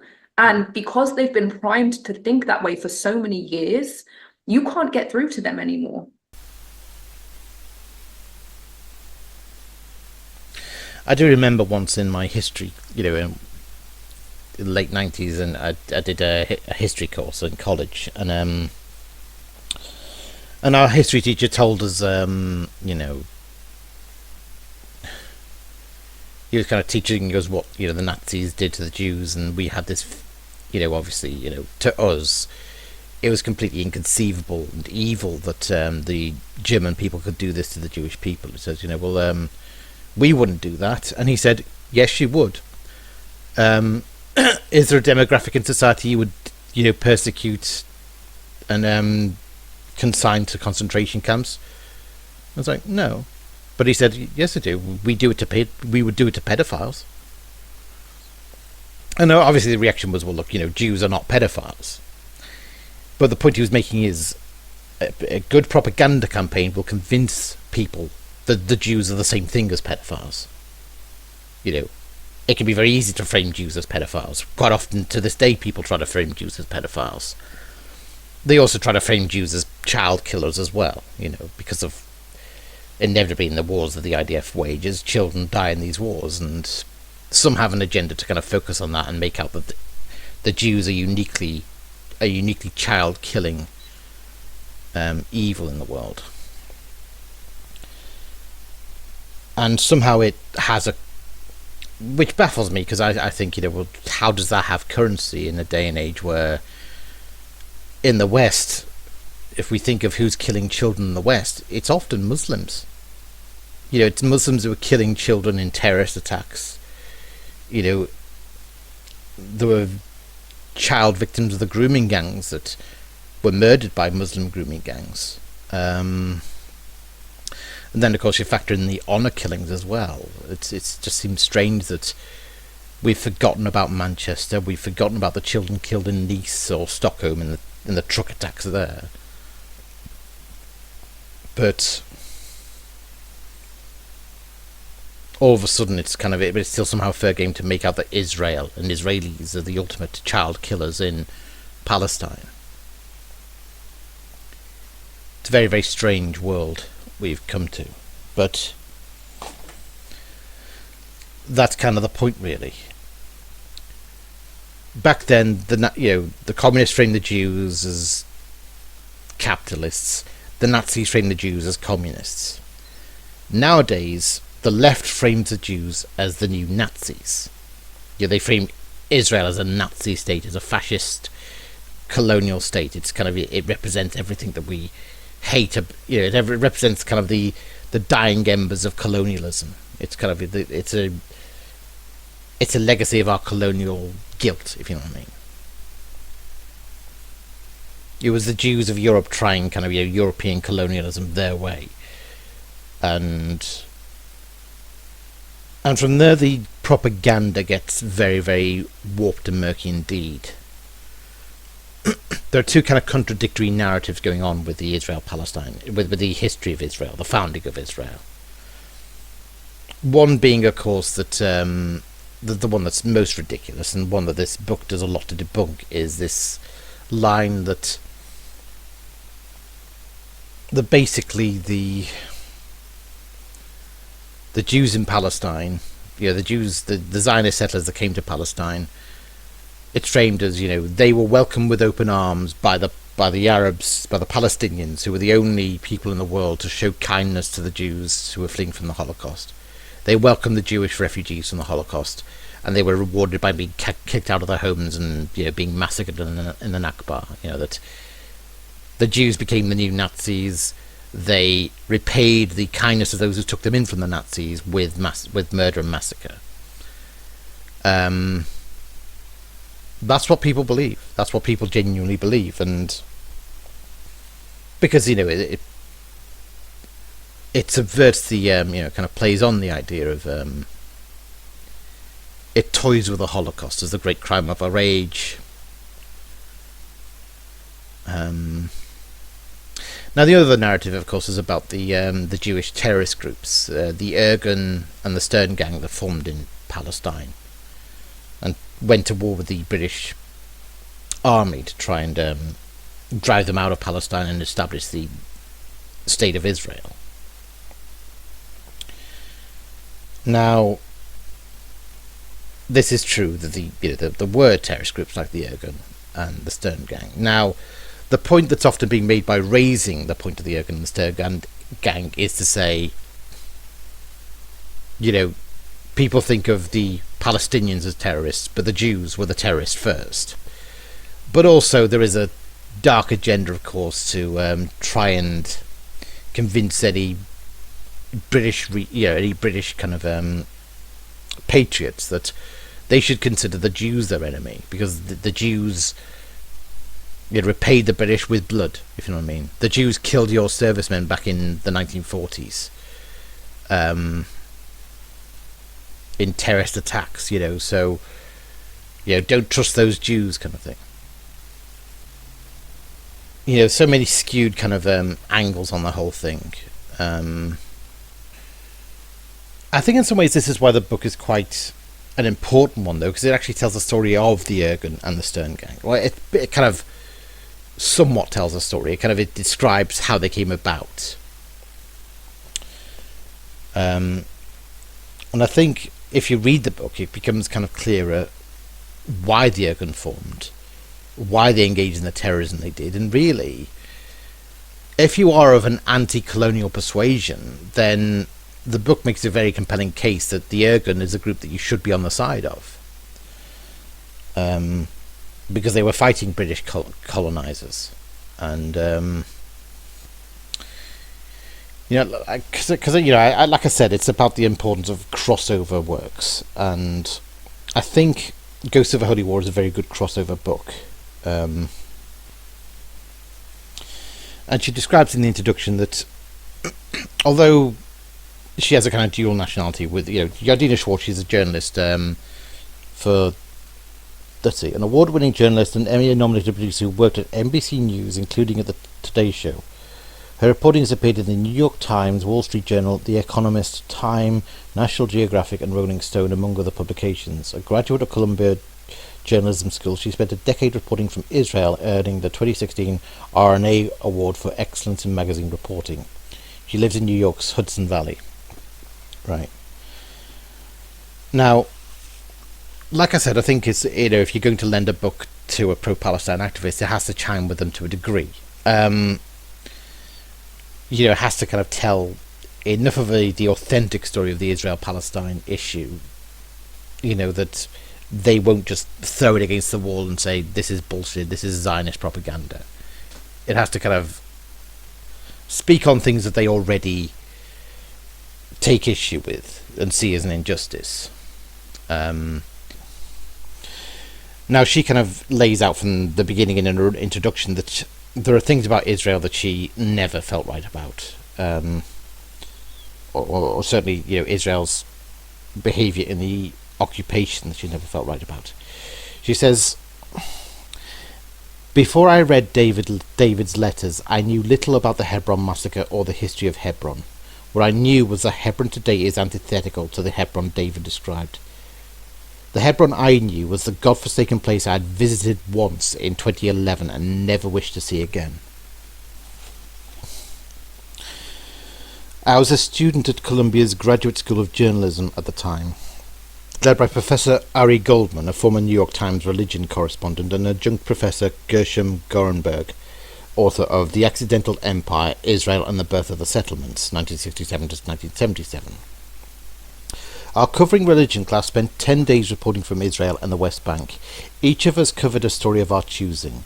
My focus was a grassroots effort to teach Arabic, the language of 20% of Israel's population, to Jewish school children who were learning only Hebrew and English. The force behind this effort was the Abraham Initiatives, a Jewish-Arab non-profit promoting equality in Israeli society, named for the common ancestor of Jews and Arabs. Not to be confused with the Abraham Accords.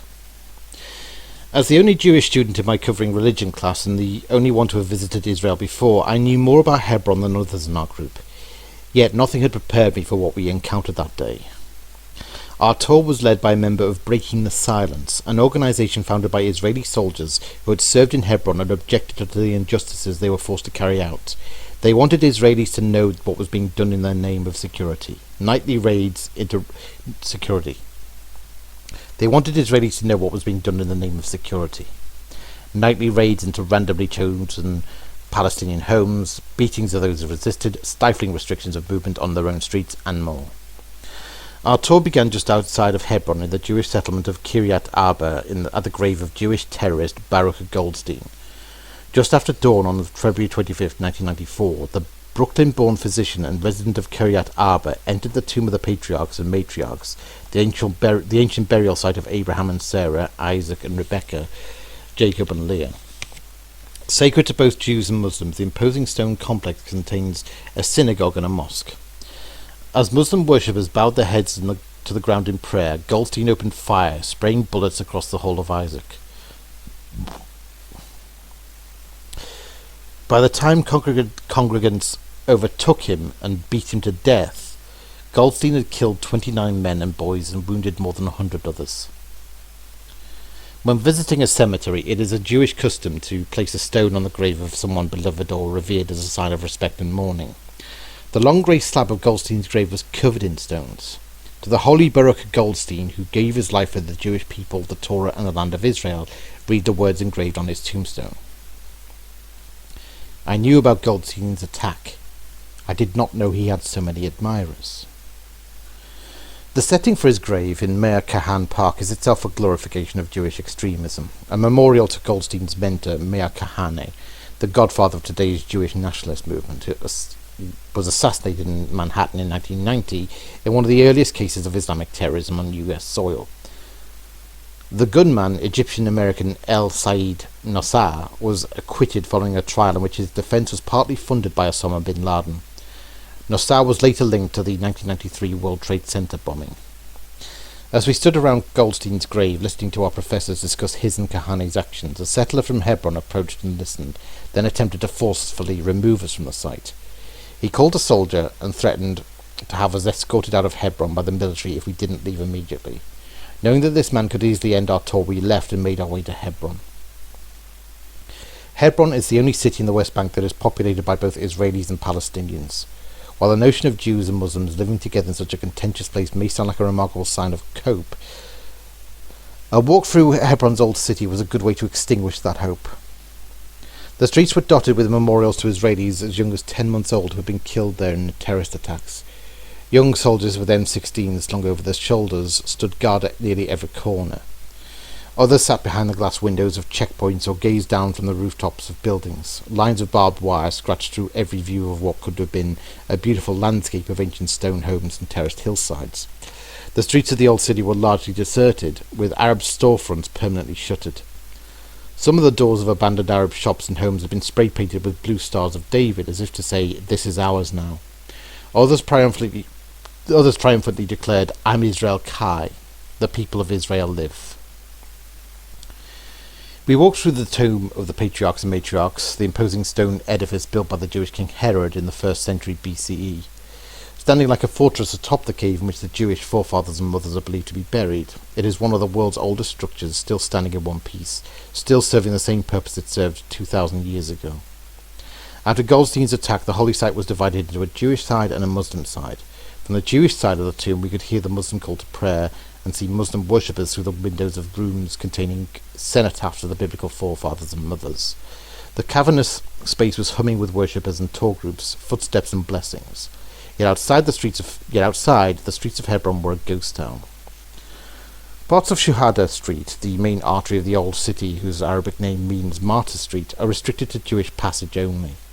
Jewish settlers, who numbered approximately 800 in this city of more than 250,000 Palestinians, walked with their heads held high, exchanging friendly greetings with the soldiers manning the streets. The few Palestinians we saw on the Israeli side of Hebron walked with their heads down. Shuhada Street, to be sure, is an anomaly. The only street under Israeli control where Arabs require special permission to walk. It is a street whose Arab history has slowly been erased, as if to avenge the erasure of Jewish history in Hebron under Arab rule. We would later learn that most of Hebron is off limits to Israelis, as 80% of the city is controlled by the Palestinian Authority. The restrictions on Shuhada Street were introduced in 2001 during the Second Intifada, or Palestinian Uprising, when deadly terror attacks became a daily fact of life. Military jeeps rolled by as our guide recounted his IDF service in Hebron. He and his comrades sometimes punished stone-throwing teenage boys by beating them. They conducted regular midnight raids of Palestinian homes, often for no reason other than to remind them who was in control. Every Palestinian was a suspect, treated as a potential terrorist. If a soldier saw a settler harassing a Palestinian, it was not his or her job to interfere. As our guide spoke, I gazed up at what I thought was an abandoned home and glimpsed a pair of tiny hands gripping the iron bars of a window. I locked eyes with a young Palestinian girl who peered down at me with the look of a caged bird. That day, a city that should be a monument to Judaism's ancient past and could embody our shared future became, for me, a symbol of Israel's moral unravelling. After moving to Tel Aviv 2 years later as a freelance journalist in 2013, I stayed away from Hebron. In October 2019, David's letters brought me back on a mission to comprehend how Hebron had come to this. So began my journey into the heart of the place where the Jewish people at once most deeply belong, and where the consequences of our return home are most harshly felt. My quest to piece together David's life took me through his more than 50 length letters to Memphis, hundreds of documents from the era of the British Mandate Palestine, hundreds of archival newspaper articles, films, memoirs, testimonies, books, and letters written by survivors of the massacre, and into Hebron itself on dozens of visits to get to know the Israelis and Palestinians who call this tortured city home. The Jews of Hebron who cling tightly to the memory of the massacre are known for harbouring some of the most violent elements of the settlement movement. That movement began in 1968, 10 months after the Six-Day War, with the goal of reversing the expulsion of Jews from Hebron. Back then it occupied the fringes of Israeli society. The radical Rabbi Meir Kahane, whose anti-Arab ideology was informed by the Hebron massacre, was banned from the Knesset, Israel's parliament. His party outlawed it as a terrorist group. By the 7th of October 2023, one of Kahane's disciples had reached the upper echelons of power. Israel's hardline national security minister Itamar Ben-Gvir, who lives in Kiryat Arba, is the most prominent Kahanist in Israeli government, but he's not the only one. Palestinians from Hebron are also known for being among the most extreme, with many terrorist attacks emanating from the city, while the more secular Fatah faction technically rules the West Bank. Support for the Islamist group Hamas is widespread in Hebron.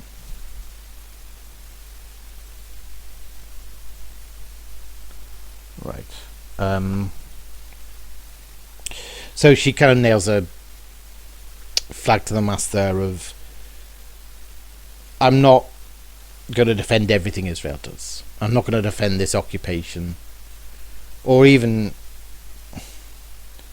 at best I would acknowledge it as a necessary evil, but I cannot pretend to be okay with it. I cannot pretend it doesn't haunt me to see, martial law immiserating these people who live in Hebron, particularly the young.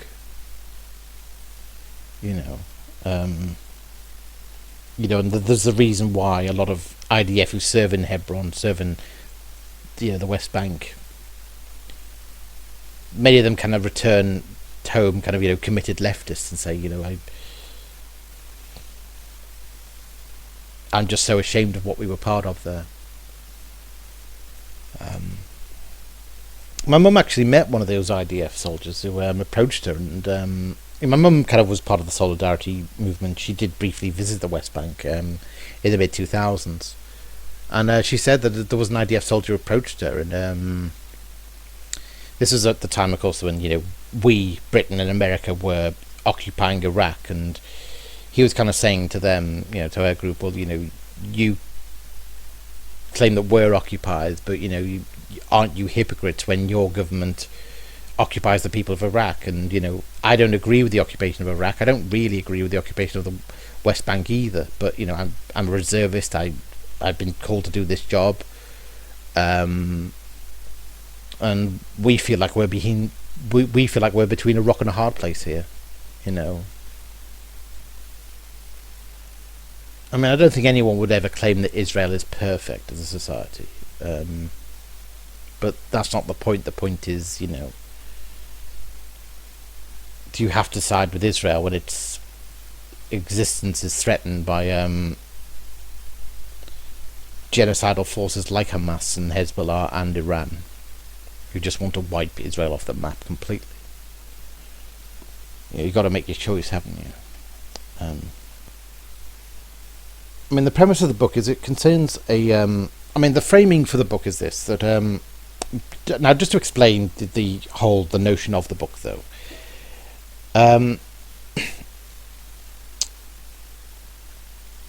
The book was basically inspired by Ardina Schwartz had come across some letters, some old ancient letters from a young Jewish man by the name of David Sheinberg, who grew up in Memphis, Tennessee, I believe. And he was a Jewish man. He was a young Jewish man, very religious, actually, quite very religious. And in 1928, he decided to travel to Palestine because he wanted to actually really study the ancient Torah scrolls. He wanted to kind of be part of the religious classes there and be very close to the Jewish Holy Land. Now, it's worth stressing, he was not a Zionist. He was actually quite anti-Zionist. I'm not saying, by which I mean, he was very religious, and he was of a view that Zionism was a very secular aberration. It wasn't really true Judaism. I suppose in the same way that the Neturei Karta people think the same way. And basically, so that kind of becomes the framing for the book. It goes into the letters he shared with his family, and which he describes Palestine. He describes a real sense of homecoming there. He describes the long journey to Palestine, the atmosphere of Palestine. You get a very, very vivid picture of old Palestine from the book. It's translated very well. It's a very kind of evocative read. It's a beautiful read, actually.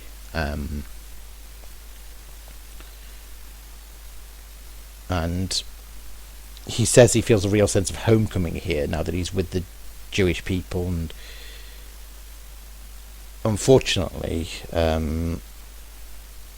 he becomes one of the casualties when he gets caught up in the Hebron massacre of 1929, in which mobs of Arabs, railed by a particularly sinister Grand Mufti of Jerusalem called Hajj Amin al-Husseini.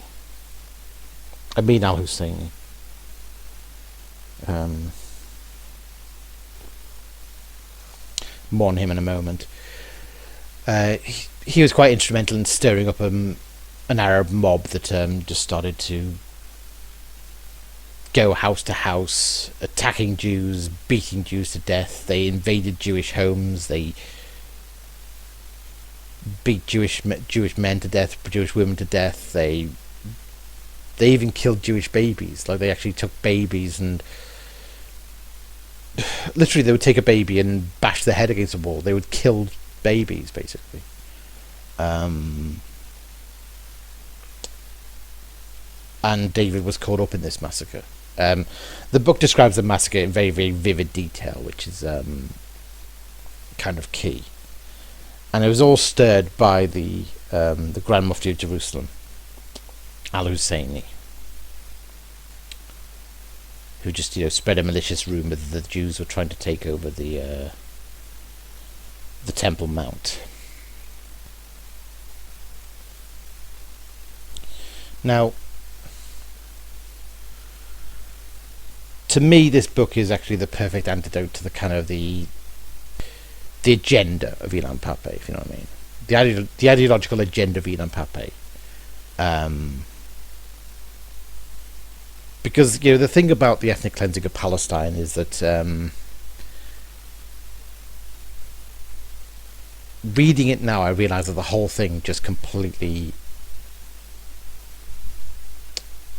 it omits from the entire story of the Israeli war for independence anything that could possibly have framed the Palestinians as anything other than passive, innocent victims of Zionist aggression.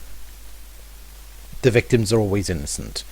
It's Ben Gurion who's the evil Machiavellian Zionist conqueror who just always planned to abuse or massacre or displace these people. He was just, he just had that fascist worldview kind of thing. The book, the ethnic cleansing of Palestine makes very little mention, if at all, of the Hebron massacre, and it makes no mention at all of the Grand Mufti of Jerusalem, Amin al-Husseini, who was, if you think that Ben Gurion was a Machiavellian cavalier figure, then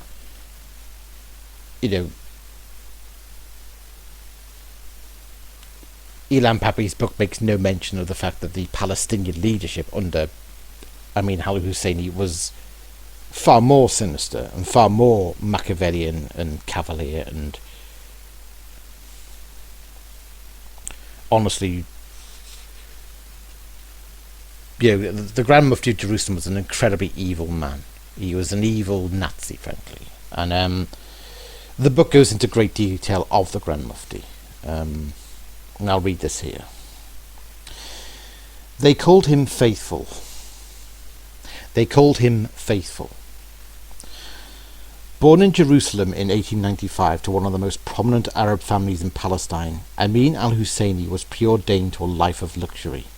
A large and wealthy clan of landowners, the Husseini family traced its lineage to the grandson of the Prophet Muhammad. Under Ottoman rule, the Husseinis produced a long line of Jerusalem mayors and muftis, the chief Islamic official in the Holy Land.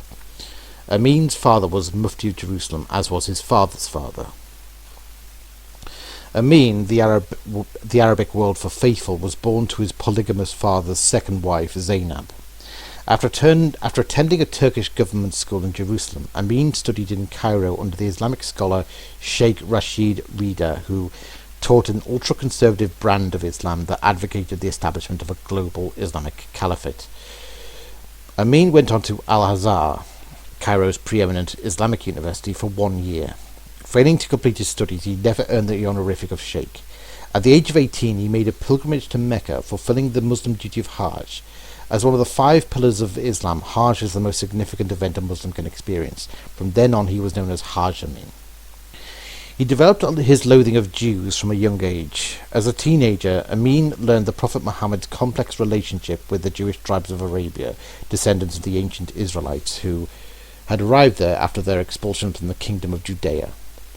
While most Jews in Medina rejected Muhammad as a prophet and did not join his new faith, nearly 24 Jewish tribes accepted his political leadership and signed a treaty with him. Muhammad married 2 Jewish women and established a close diplomatic and economic relations with the Jewish tribes. One tribe, however, the Banu Qurayza, switched sides, and Muhammad ordered the execution of all its adult men. Hundreds of Jewish men were beheaded and their women and children enslaved. Gradually, the Jewish presence in Medina declined, and Muhammad expelled the last 2 remaining tribes from the city. Hajj Amin was taught that as the living embodiment of the rejection of Islam, Jews would forever be condemned as infidels. During his tenure as Mufti of Jerusalem, Hajj Amin's father, Tahir, was a fierce early opponent of Zionism, using his power to block Jewish immigration and land purchases in Jerusalem. In 1899, Tahir proposed that new arrivals be terrorized prior to the expulsion of all foreign Jews established in Palestine since 1891. And yet he also sold land to Jews in Jerusalem. Upon Tahir's death in 1908, his eldest son, Kamel, succeeded him. British authorities later anointed him Palestine's first Grand Mufti, a title inspired by Egypt's Grand Mufti. Unlike his father, Kamel pursued cooperation with the Jewish community. Hajj Amin, however, took after his father. After World War I, he returned to Jerusalem, where he joined the emerging Arab nationalist movement. His virulent anti-Jewish speeches outside of mosques and his writing in Arab nationalist journals garnered him a loyal following. When his half-brother Kamel died in 1921, the all-important post of Grand Mufti was left vacant. 26-year-old Hajj Amin was far from an obvious replacement. Just 5 months earlier, he had been living in Transjordan, where he had gone into hiding with Bedouin tribes. The annual pilgrimage Nebi Musa was the largest Islamic festival in the region.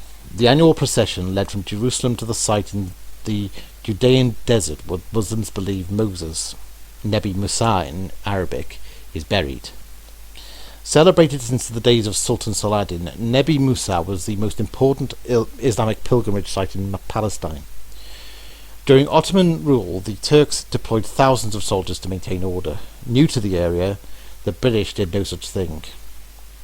On the morning of the 4th of April 1920, some 70,000 Muslim men gathered in Jerusalem's old city, far more than in years past.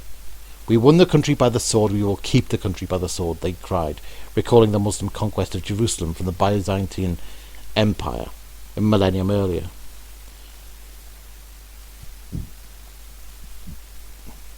Arab nationalists, including Haj Amin, incited the crowds from balconies. Holding a portrait of Syria's Emir Faisal, Amin proclaimed, "This is your king." The declaration of rebellion was clear. Palestine's Arabs would not answer to the British Crown. Haj Amin's uncle, Musa Kazim al-Husseini, the mayor of Jerusalem, called on Muslims to spill their blood for Palestine. Aref al-Haref, a prominent Arabic writer who would later become mayor of Jerusalem, declared, "Palestine is our land, the Jews are our dogs." Crowds erupted in cheers, joined by applause from Arab policemen who had been deployed by the British to keep the peace. Riots swiftly gripped Jerusalem. Arabs beat and stoned Jews in the alleyways of the old city, ransacked homes and shops in the Jewish quarter, and set fire to a yeshiva after tearing up its Torah scrolls. Dozens of Jews were attacked over the course of that day and night. Children were beaten, women were raped, and men were killed. Early the next morning, the British withdrew their forces from Jerusalem and sealed off the city, forbidding anyone from entering or leaving. Though they declared martial law later that day and sent in troops to quash the riots, it would take 3 days to restore order. By then, 5 Jews had been killed and 216 wounded.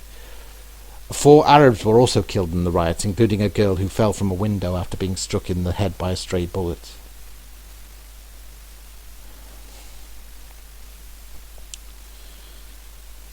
Muslims heralded the event as a revolt against the Balfour Declaration. The police issued arrest warrants for 200 people, including Haj Amin and his uncle Musa Kazim. Both promptly fled Jerusalem, crossing the Jordan River into Transjordan, where they were sentenced in absentia to 10 years imprisonment for incitement. 39 Jews were also arrested, including Ze'ev Jabotinsky, a charismatic Zionist leader and journalist from Odessa who co-founded the Jewish Legion of the British Army in the First World War.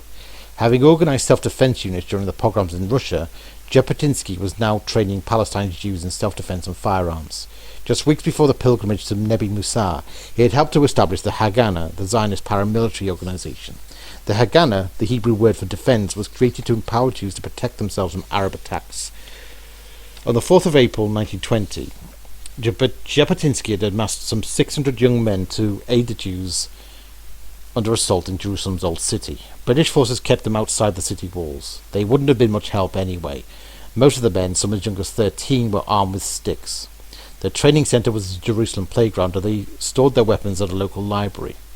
After finding 3 rifles, 2 pistols and 250 bullets in Jabotinsky's house, the British sentenced him to 15 years in prison. 3 months later, British Prime Minister David Lloyd George appointed Sir Herbert Samuel, one of the most prominent British Jews, as first High Commissioner of Palestine. A member of Lloyd George's Liberal Party and one of England's most esteemed statesmen, Herbert Samuel was the first Jew to hold a cabinet position. As British Home Secretary, he had championed women's rights. He was also an ardent supporter of the Zionist dream to establish a Jewish state in the Jewish homeland, and the first British government official to endorse that dream before Balfour. Now he was the first Jew to govern the land of Israel in 2,000 years. Upon assumption of his duties in July of 1920, Samuel sought to ingratiate himself with Palestine's Arab majority. To demonstrate that he would represent all the country's inhabitants, he ordered the pardoning and release of all Palestinians convicted in the wake of the riots, both Jewish and Arab. Jabotinsky was freed from a medieval prison in Acre, and Haj Amin was permitted to...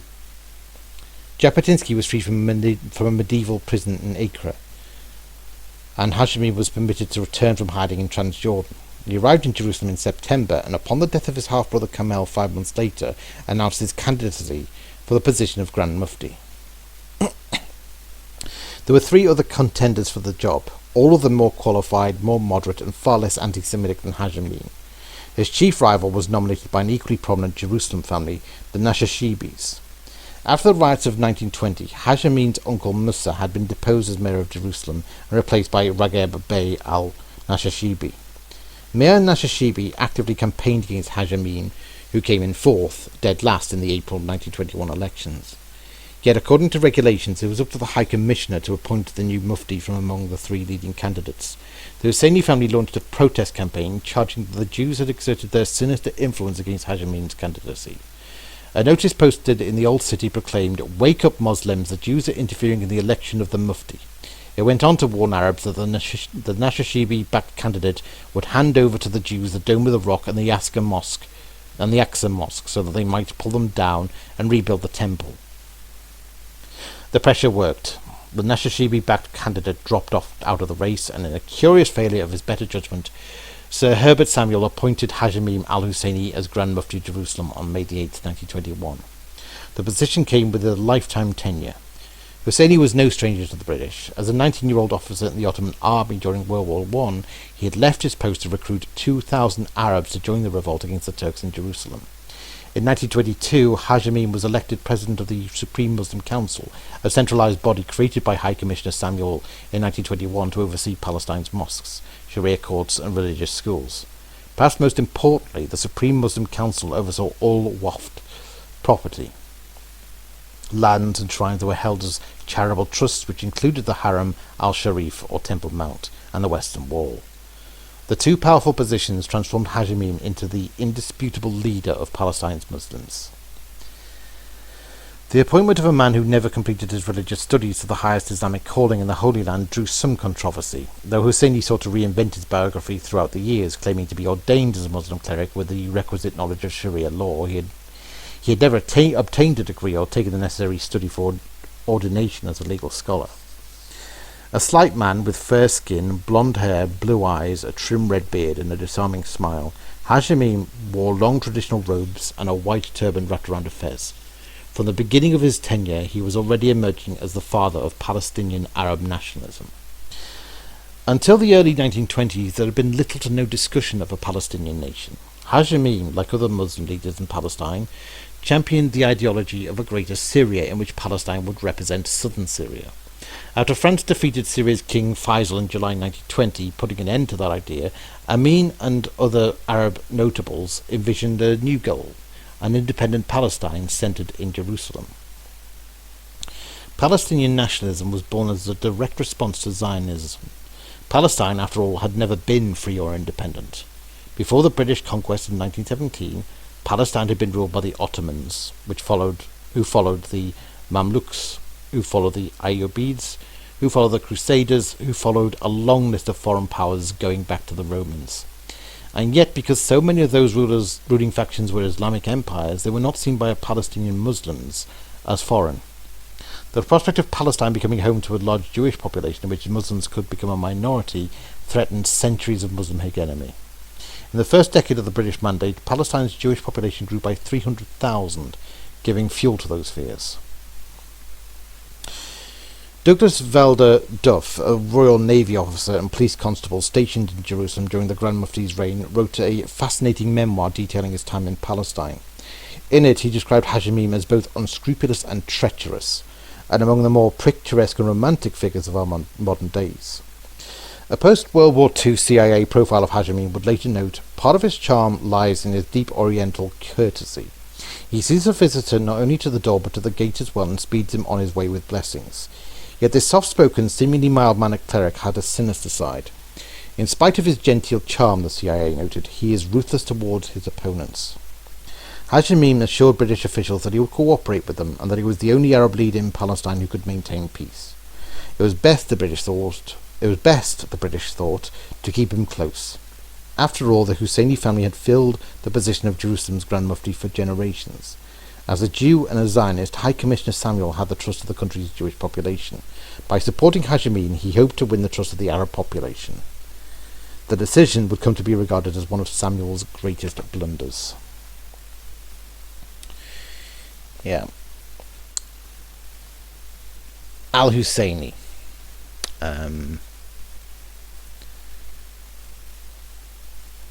He went on to become a Nazi collaborator. There's photographic and video footage of him meeting with Adolf Hitler in the years ahead.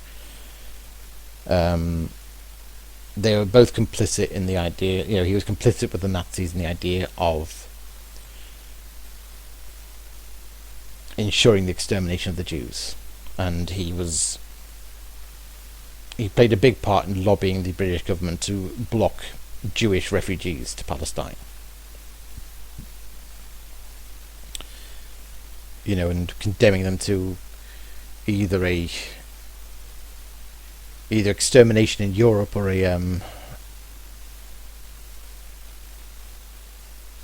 or a intolerable existence in the Cyprus refugee camps, where so many Jewish refugees were being held there in disease conditions, famine conditions.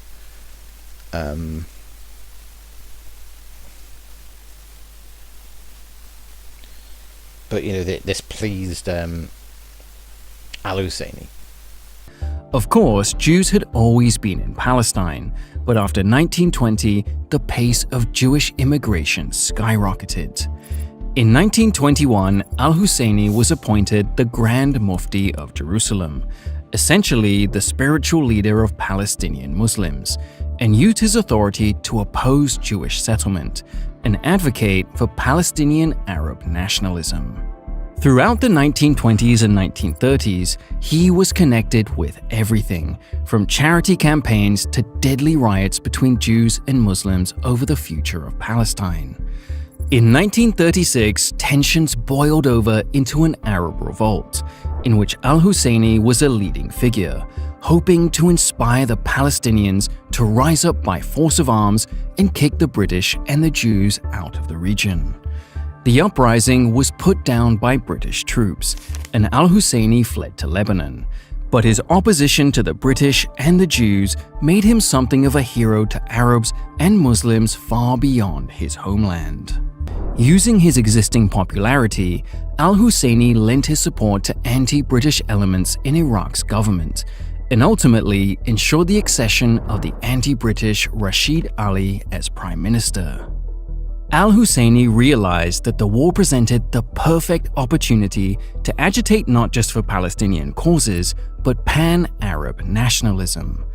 A German victory looked likely in the early months of the war, and he wanted to be ready to take advantage of the disintegration of the British and French empires when it came. Therefore, in late 1939, he established the Hizb al-Umma al-Arabiya, the Arab National Party, to unify the disparate Arab nationalist movements under one banner. Al-Husseini had the political capital to do so, and insisted on allying with the Nazis to secure their Arab independence.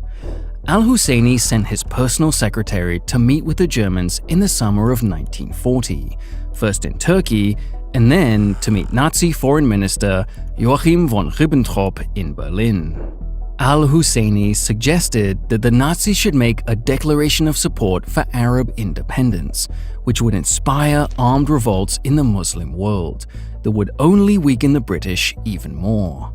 Germany didn't leap at the chance. Its allies like Italy and Vichy France had their own ambitions in Arab North Africa that the Nazis did not want to interfere with. Al-Husseini persisted, however, writing directly to Hitler in January 1941 with a new line of attack. It wasn't just anti-British feeling they shared, but anti-Semitic.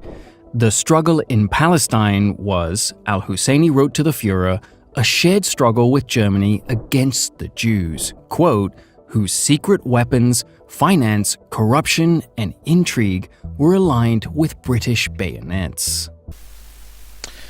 And Ilan Pappé's book doesn't even mention him. Ilan Pappé just seems to start from year zero with the idea that the only sins that matter in terms of the Jewish story or the story of Israel is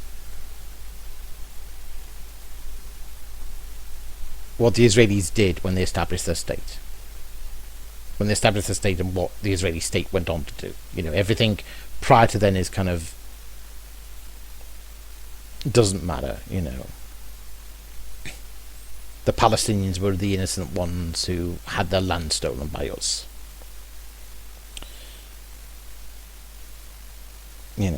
Which I think shows that Ilan Pappé's account is very dishonest, really. It's not so much that he lied about what happened in the Nakba, as much as there's a lot of lying by omission, and the biggest lie by omission, of course, is completely omitting the Grand Mufti of Jerusalem from the story entirely.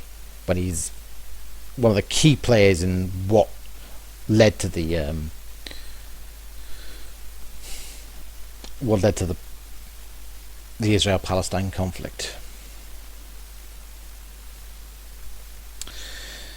And I think it's kind of worth highlighting this issue of, well, the left, particularly the woke social justice left, claim to be kind of, they believe that their opposition to Trump, or, is a kind of, they believe that they're kind of, the whole thing of Antifa, the idea that, the left now had to form armed militias and had to start kind of being violently disruptive to anything that was pro-Trump or anything that was right-wing, back in 2016, 2016 to 2020. The justification always was that we are trying to correct the mistakes of history, and that if a movement like Antifa had existed back in the days of Nazi Germany and had attacked Hitler and his supporters then violently, then maybe, just maybe, Hitler would never have gone on to become the evil dictator he did. That's the only warning they've taken from history, which is bizarre because when it comes to Palestine and Israel, they seem to have no clue of the way that Israel became, or rather Palestine became, a safe refuge. Should have been a safe refuge for the Jewish for the Jewish refugees from Europe, and it was the Palestinians who blocked them from reaching Palestine, and who certainly lobbied the British. We basically had colonial control of Palestine at that time. We, the British, did, and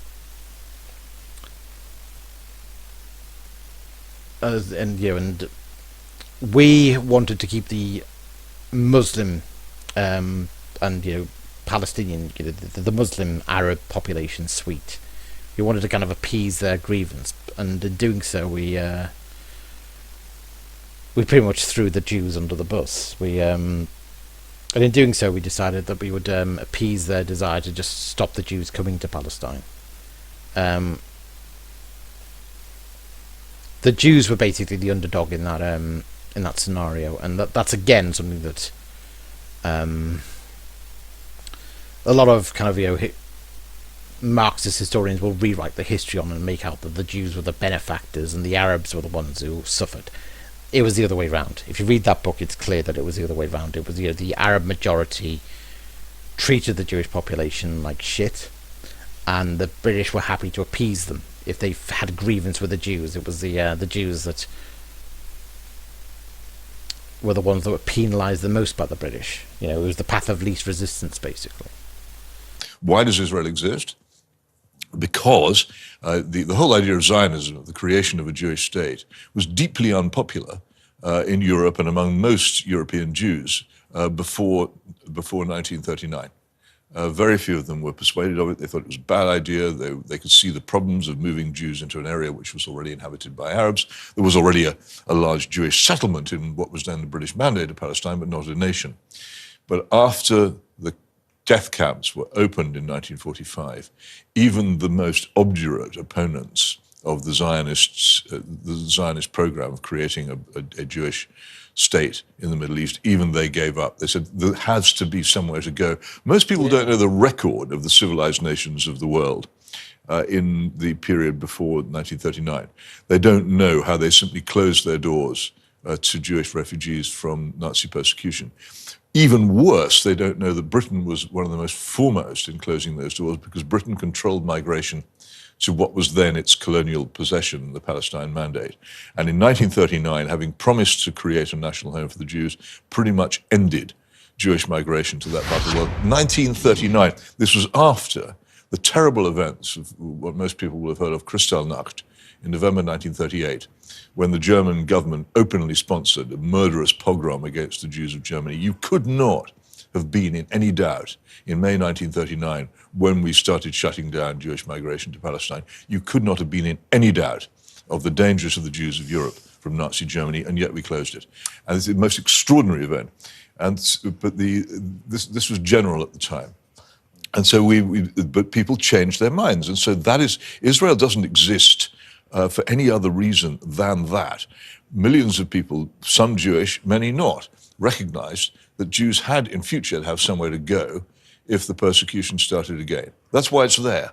It's there because of persecution, but it's opposed for the same reason that it's there.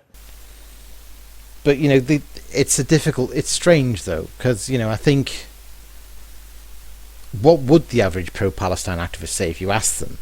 You know, well, obviously you opposed Hitler and you think the Holocaust was horrific. Are you saying that Israel should never have been created and that the Jews who fled to Israel should have remained in Europe and perished? Is that what you believe? Now, quite worryingly, there are a deranged number of activists who would say yes, who have said yes. You know, you see it in their kind of their Twitter posts. You know, it's this whole thing of, you know, well, Hitler should have finished the job. If he'd finished the job, there would be a free Palestine today. There are some sick individuals in the social justice movement who would go that far, who have kind of gone that extreme. Who've gone full Nazi, basically, which is ironic. Now, the average sane pro-Palestine activist, like for instance, if I ask my neighbour across the street what he thinks, he would probably say, it's not so much that I think that they should never have been allowed to, you know, it's not so much that I would condemn them to death. My feeling is more, it should not have been, you know, the sins of Europe should not have been visited upon the Palestinian people. Like, the Palestinians should not have been punished for the sins of Europe.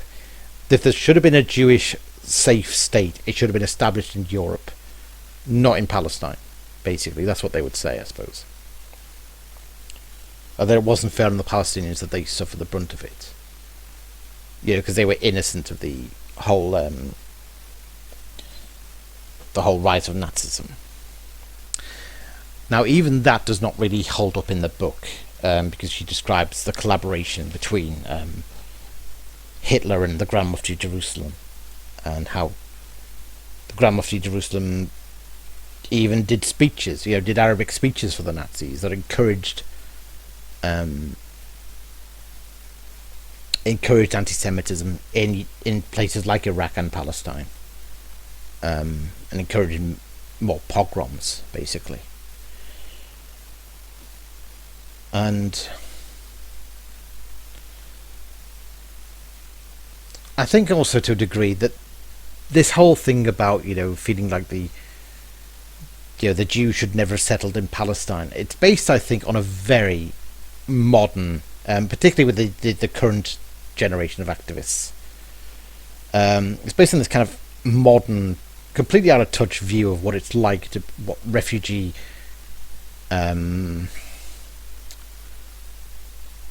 what kind of refugee, you know, the movement of, you know, what it was like to be a refugee back then, in a day when, you know, when international transport was a lot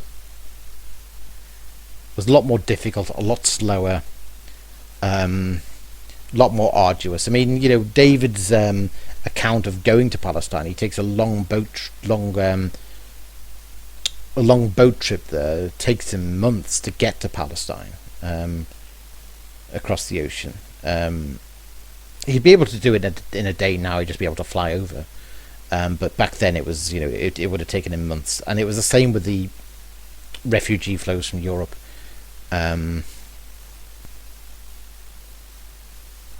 know, if their destination was Palestine or Cyprus, there wasn't really anywhere else for them to go. That was like, you know, it was far too difficult to go anywhere else. So the idea that they could just go back to Europe was just completely for the birds. And I think a lot of young, arrogant activists today do not get that, and they don't want to get it, because it disrupts their whole warped narrative. But I think this book is actually very important, because it actually debunks so much of the bullshit. You know, it does portray the horrors of colonialism, but mostly in the way that the British the British authorities You know, they were prepared to throw the Jews under the bus in the expedience of appeasing the Arab majority. They were very cavalier about it, very chauvinistic about it, and the more you read the book, the more you understand why the Jews of Palestine and the Zionist, but whether the Zionist settlers and the native population that did exist in Hebron, there were indigenous Jews in Hebron, who were so indigenous that many of them spoke Arabic rather than Hebrew. That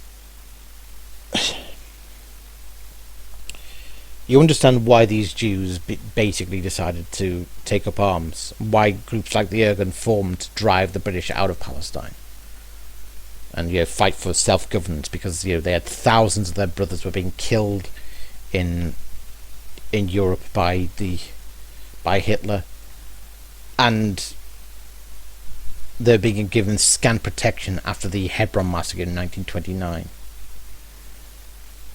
I mean, reading that massacre, I'd heard about the massacre. It was always kind of pointed to as this was things were not harmonious between the Jews and the Arabs in Palestine prior to the Nakba. They weren't. This 1929 massacre proves it. And I didn't appreciate how horrific the massacre was until I read the book.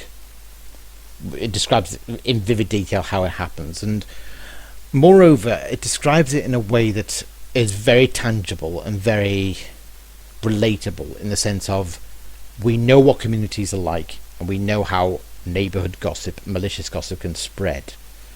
And before you know it, everyone's convinced that black is white. Chinese whispers, malicious rumours, and before you know it, a community can turn very hostile and turn into a unreasonable lynch mob.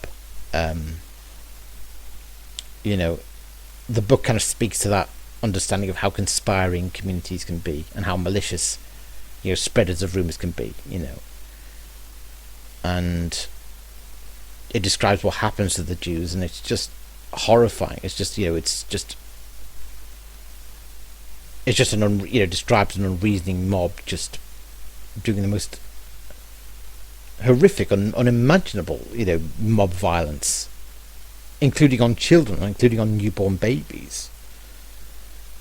And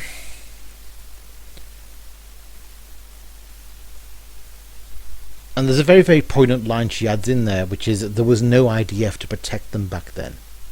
It's like the grievances we usually associate between, they're usually kind of framed as to explain Palestinian violence, as the rage of the oppressed and that kind of thing. There's none of that here. There's no such excuses apply here. This is back when the Arabs were the majority and the Jews were the underdog, and this is how the Arabs treated the underdog, brutally. And like I said, the thing that kind of comes across is that this is not something you can frame as just the rage of the oppressed. This is malice. This is someone with a malicious agenda who just delights in stirring the community against the Jews. It delighted Amin al-Husseini to do this. He was a very poisonous figure, much like some of our activists today are. Particularly scumbags like Jackson Hinkle and Max Blumenthal. I swear in some ways, Max Blumenthal is pretty much might as well be a reincarnation of the Grand Mufti. Similar poisonous tongue kind of thing. And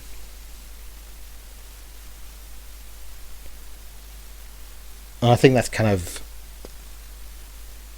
So I think the book is very, very good at conveying the plight of the Jews in Palestine and why they took up arms. And moreover, it kind of conveys how the British failed to save the Jews from Europe. And there is a particular clip of Norman Finkelstein on the Piers Morgan show. Now, yes, I'm sure, now, yes, Norman Finkelstein is a creep, and Piers Morgan is a disgusting swamp creature. I hate the man. Like, he has just been Piers Morgan is a very, very nasty piece of work indeed. But it's necessary to show this clip to illustrate the point. God willing, there'll come a point where, God willing, I won't have to do this too often. Basically, here's the clip. I was struck by something that you posted after the Hezbollah leader Nasrallah was assassinated. You said that his death left the world a more vacant place. You said, "May the force be with you," to the party of Saeed Nasrallah. And on the YouTube channel India and Global Left, you called him a smart man and said his death had left the world a more empty place. I mean, people will find that surprising about someone who many people categorize as the leader of a terror group. You can't pick and choose what movements you embrace, in the sense that options can be very narrow. So let's take the case of World War II. There's no question that the Stalin regime was very brutal, and that many innocents in the millions perished under Stalin's rule. Nonetheless, your Prime Minister, Churchill, my president at the time, Franklin Delano Roosevelt, embraced Stalin, and everybody in the so-called free and democratic world wished the best good fortune to the Red Army as it stood the ground against the Nazis. As you know, up until 1944, 90% of the Nazi troops were on the eastern border.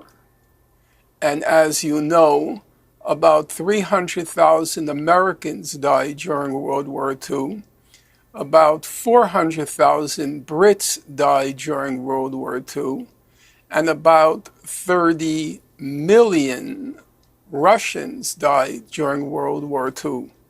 So by a fantastical difference, it was the Russian Red Army under the leadership of Stalin, who was a brutal leader, that defeated the Nazis. In Europe, which you're familiar with, all the underground resistance to the Nazis in the occupied countries, without exception, those resistances were led by the communists. The communists were very brutal, but they led the resistance to the Nazis. In the same way, the Hezbollah is now leading, even though it's been significantly degraded in its military capacities, it's leading the resistance to what is a genocidal regime. In my opinion, peers, and of course reasonable people can disagree, but my memory goes back as far as the early 2000s, when all the liberals in the world adopted this program called R2P, Responsibility to Protect. And that meant that if the other institutions of the international system failed to protect people who were suffering a genocide, it was the responsibility of states to protect where the international institutions failed. Hezbollah began its firing on northern Israel, when Israel embarked on a genocide in Gaza. And Hezbollah's position was, until the last day of Saeed Nasrallah's life, their position was reiterated over and over again. when there is a ceasefire in Gaza, when the genocide ends, we will stop firing rockets at northern Israel. They took as their own the responsibility to protect.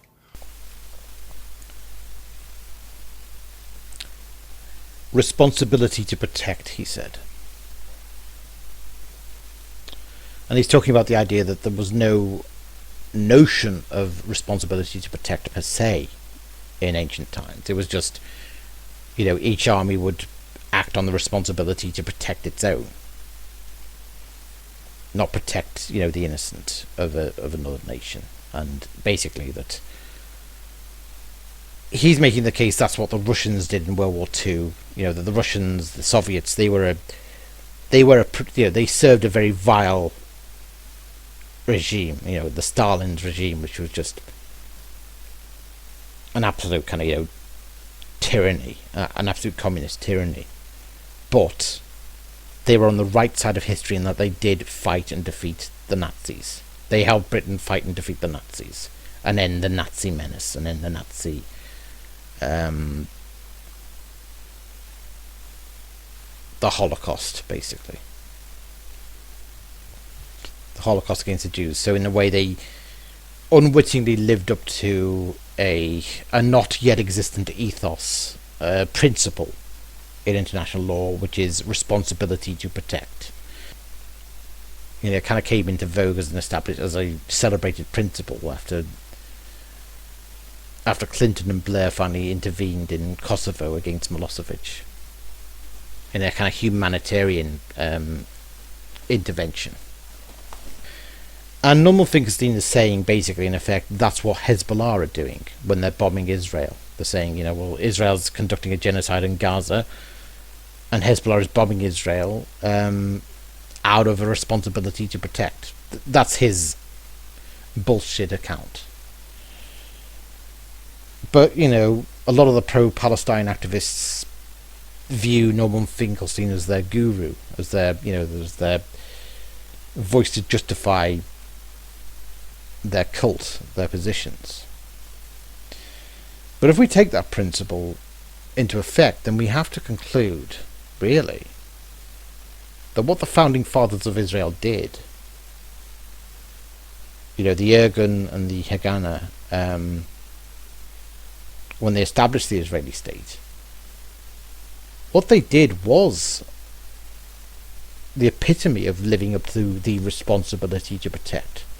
The responsibility to establish a safe refugee harbour for the Jewish people, for the victims of the Holocaust, when the Arabs and the British either failed or conspired against it.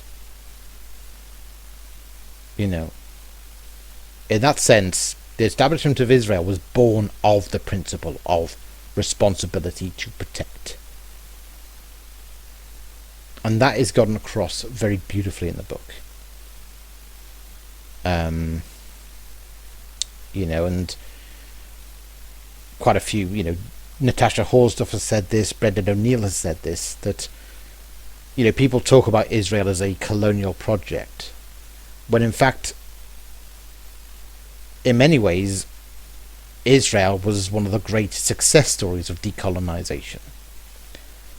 In which, the Jews of the world came, the Jews of Europe came to the assistance of the Jews in Palestine and liberated them from not only the British occupation, but the tyranny of the Arab majority that, would descend often into violent pogroms. Israel became a kind of a monument to responsibility to protect in that regard, of Jews protecting their fellow brothers. And they went to very mercenary lengths to do it. And they succeeded. By collective effort and determination. And they didn't give a damn about the consequences, about what they were up against. They knew the fight was long, but they didn't give up. In what was an unjust world, if you know what I mean. So in that sense, it's a very important book to read. Now, does it change my view on the Tantora, the incidents in Deir Yassin and Tantora? Well, I think the reading about the Hebron massacre really puts it into perspective of just how much, the first blood was shed by the Arab side, and how there came a point it was clear there was no peaceful coexistence between these two people, and the Arab leadership made sure of that, certainly, in Palestine and in the Arab League in general, the Middle East Arab League. There was no compromise. There was just no willingness to accept a Jewish state at all, or a partition. And in the end, it came down to war. And so, whilst I could watch Tantora and feel sad for the Palestinians killed in that massacre, it's hard now to escape a sense that really, more than anything, the Palestinians were victims of their own leadership, their own rotten, petty leadership, who just refused to compromise and push things to a catastrophic war that didn't need to happen. The Israeli fighters were drawn up in loose formation on the square. They wore the vacant look of men who had been under constant fire and had slept little.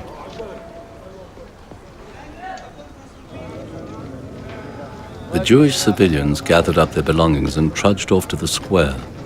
It was strange photographing a people who were being uprooted once again.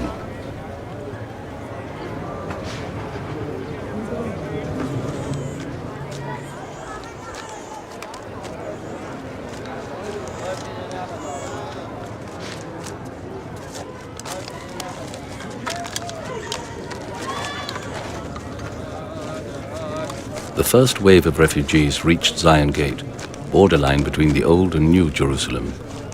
Once through the gate, they would be in Israeli territory. Few looked back. One wistful boy did. A frightened girl screamed. I walked back to the Street of the Jews. Arab civilians, in defiance of Major Tull's curfew, had come like a swarm of locusts to loot.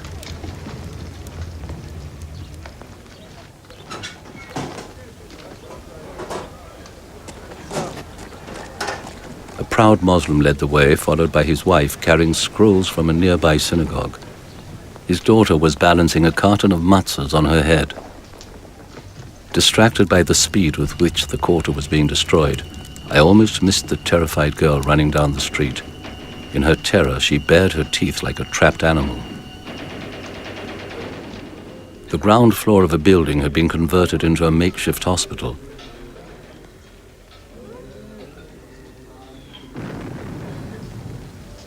A round loaf of bread had been left on the mattress beside a wounded man who must have died soon afterward. On May the 29th, the Jewish quarter was a charred and burnt-out shell.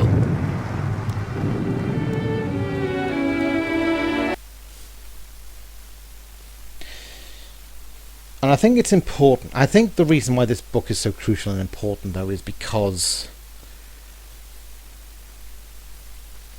why is it this question of where did it start? Did it start on October the 7th or not? Well, I think it all comes down to the numbers game and the idea that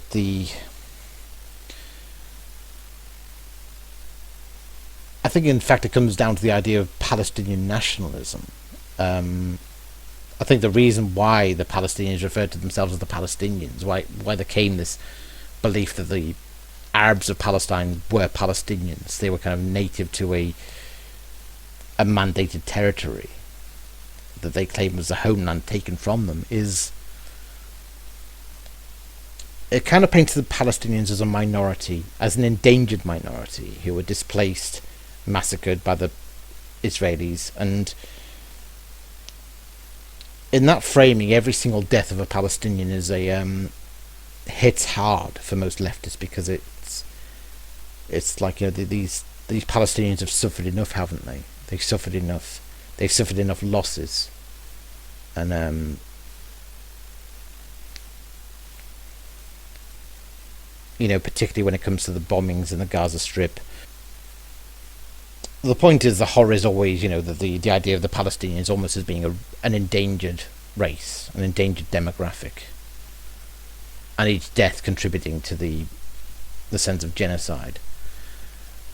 Now, reading about the Hebron massacre actually did flip my view on it completely, and revealed how the Palestinians had conspired to make the Holocaust worse, make the death toll of the Holocaust worse. And then in many ways they succeeded. Their pressure on the British to turn the boats back to Europe condemned thousands of Jews to extermination in the concentration camps, who might have otherwise survived. And the Hebron massacre makes it clear that as the majority, the Palestinian Arabs were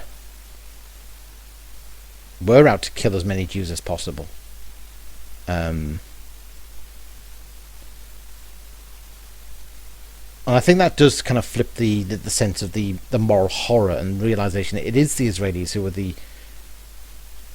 Israel is just as much a refugee state as the Palestinian territories are. And in that light, the Washington murders absolutely sicken me, because it's an incident in which Israelis, from a country that's at war, in a fight for its very life, came to Washington and were murdered by activists. Murdered by a sick activist who felt that he had the moral right to kill Israelis, and essentially he killed what I would consider to be refugees. There is nothing lower, to my mind, than killing a refugee from a war. It is sick that happened, and it is sick that the left celebrate that kind of thing. It's irredeemable, frankly. It's sick what's happened, basically. And I think it takes reading that book to appreciate just how sick it is.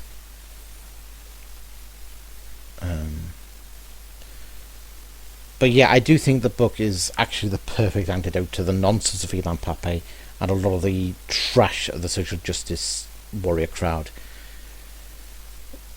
There's a part of me that sadly laments that a book like this, books like this could have meant all the difference in terms of the direction that the SJW crowd took. If they'd read books like this, they would have realised, if they'd been exposed to books like this in their radicalisation, they might have come to think of the Jews of Israel as the heroes of their story, who did resist colonialism and did resist discrimination and built a society that protected them from the prospect of, discrimination and pogrom and massacre by the Arabs. And certainly, if you read about what was done to the Jewish babies in that massacre, it kind of reveals as fast the idea that the Israelis are the baby killers of the equation, if you know what I mean. I think it's a very important book, and it is one that I think it should be mandatory. I think it's a good one to lend people. It's a great one to lend. It's a great one it's a very educational book. It's a very good easy read as well. She draws quite often from a book called Palestine 1936 by Oren Kessler. Now that book is kind of provides much more background into the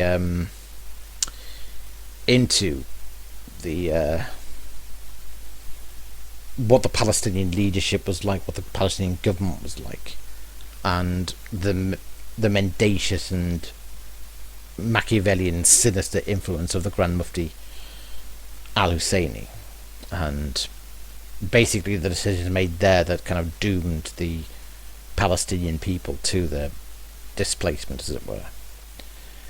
I have that book. I've attempted to read it, but I have to say it's very academic. It's a very academic book. Yardina Schwartz's book is much more of an easy read. It gets across the details with a certain degree of grace, with a great flow. It's a very readable book. It's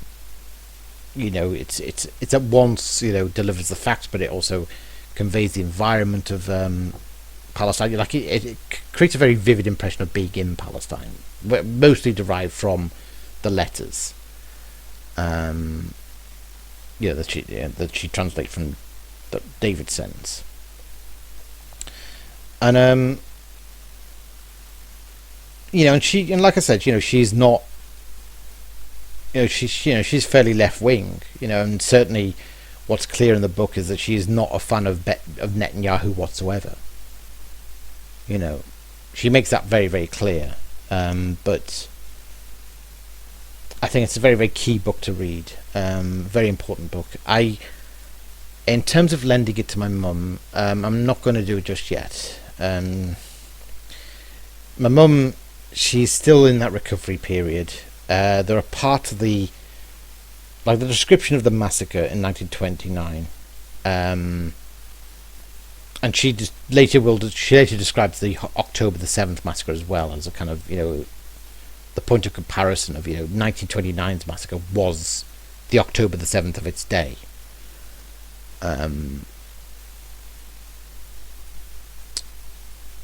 It's described very graphically, and I think my mum wouldn't really be able to take that in at the moment. There's even a photograph in the book of one Jewish woman who had severed, her fingers had been severed in the riots by an Arab mob. It's a horrible picture. It's a horrifying picture.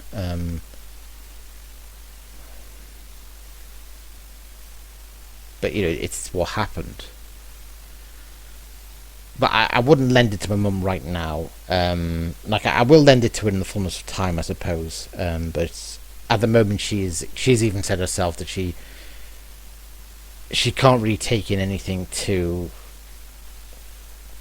complicated or political.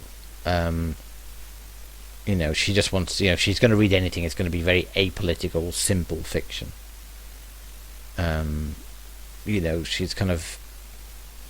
She's so preoccupied by the march at the moment that there's nothing else she can take in, really. So it'll be for a later date. I will lend it to her, but I think it is one. I think that's, I think it'd be an important one to lend her, basically. And I think that's kind of the key. If there is going to be any kind of reversing the rot that has set in to our society, that has bred such a deranged hatred of the Israeli state and of Jewish people, that's demonized them to this insane degree. It comes from the power of books, and like I said, it's tragic because, in other ways, Israel, the birth of Israel, could be a beautiful and should be a beautiful story of decolonization and the victory of the most discriminated group against their oppressors. And at the same time, the book kind of provides a dark glimpse into how it would be if the Israeli side had lost and the Hebron massacre had kind of become just the norm. The Arabs in rule of Palestine, the Jews subject to murderous pogroms again and again.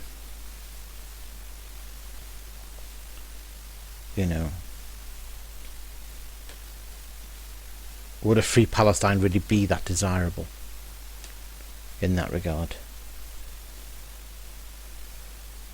Or would it have been one of the greatest sins of our age?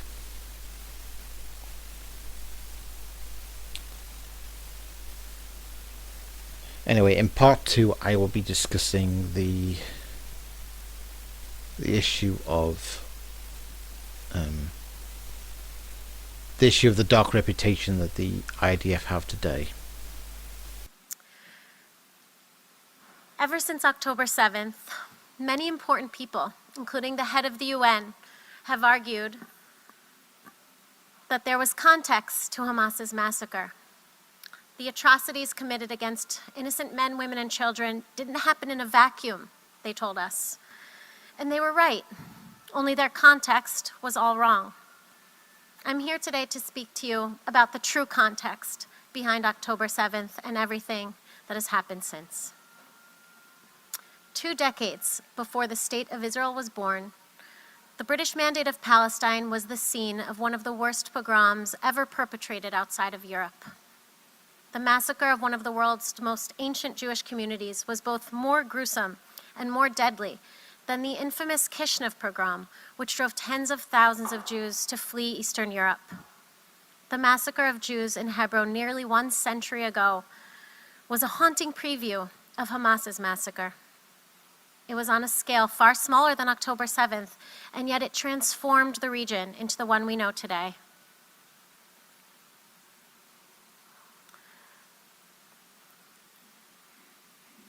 The massacre of 1929 was ground zero of what remains a holy war over the Holy Land. Its causes and its aftermath hold all the context we need for the nightmare we are living through today. It was on another Sabbath morning on August 24th, 1929, when 3,000 Muslim men, armed with swords, axes, and daggers, marched through the ancient Jewish quarter of Hebron, the second holiest city in Judaism, burial place of Abraham. That morning, rioters went from house to house, stabbing, torturing, raping, and in some cases castrating and burning their unarmed victims alive. The men who broke into Jewish homes did not distinguish between men, women, children, young, old. Infants were slaughtered in their mother's arms. Children watched as their parents were butchered by their neighbors. Women and teenage girls were raped before they were killed.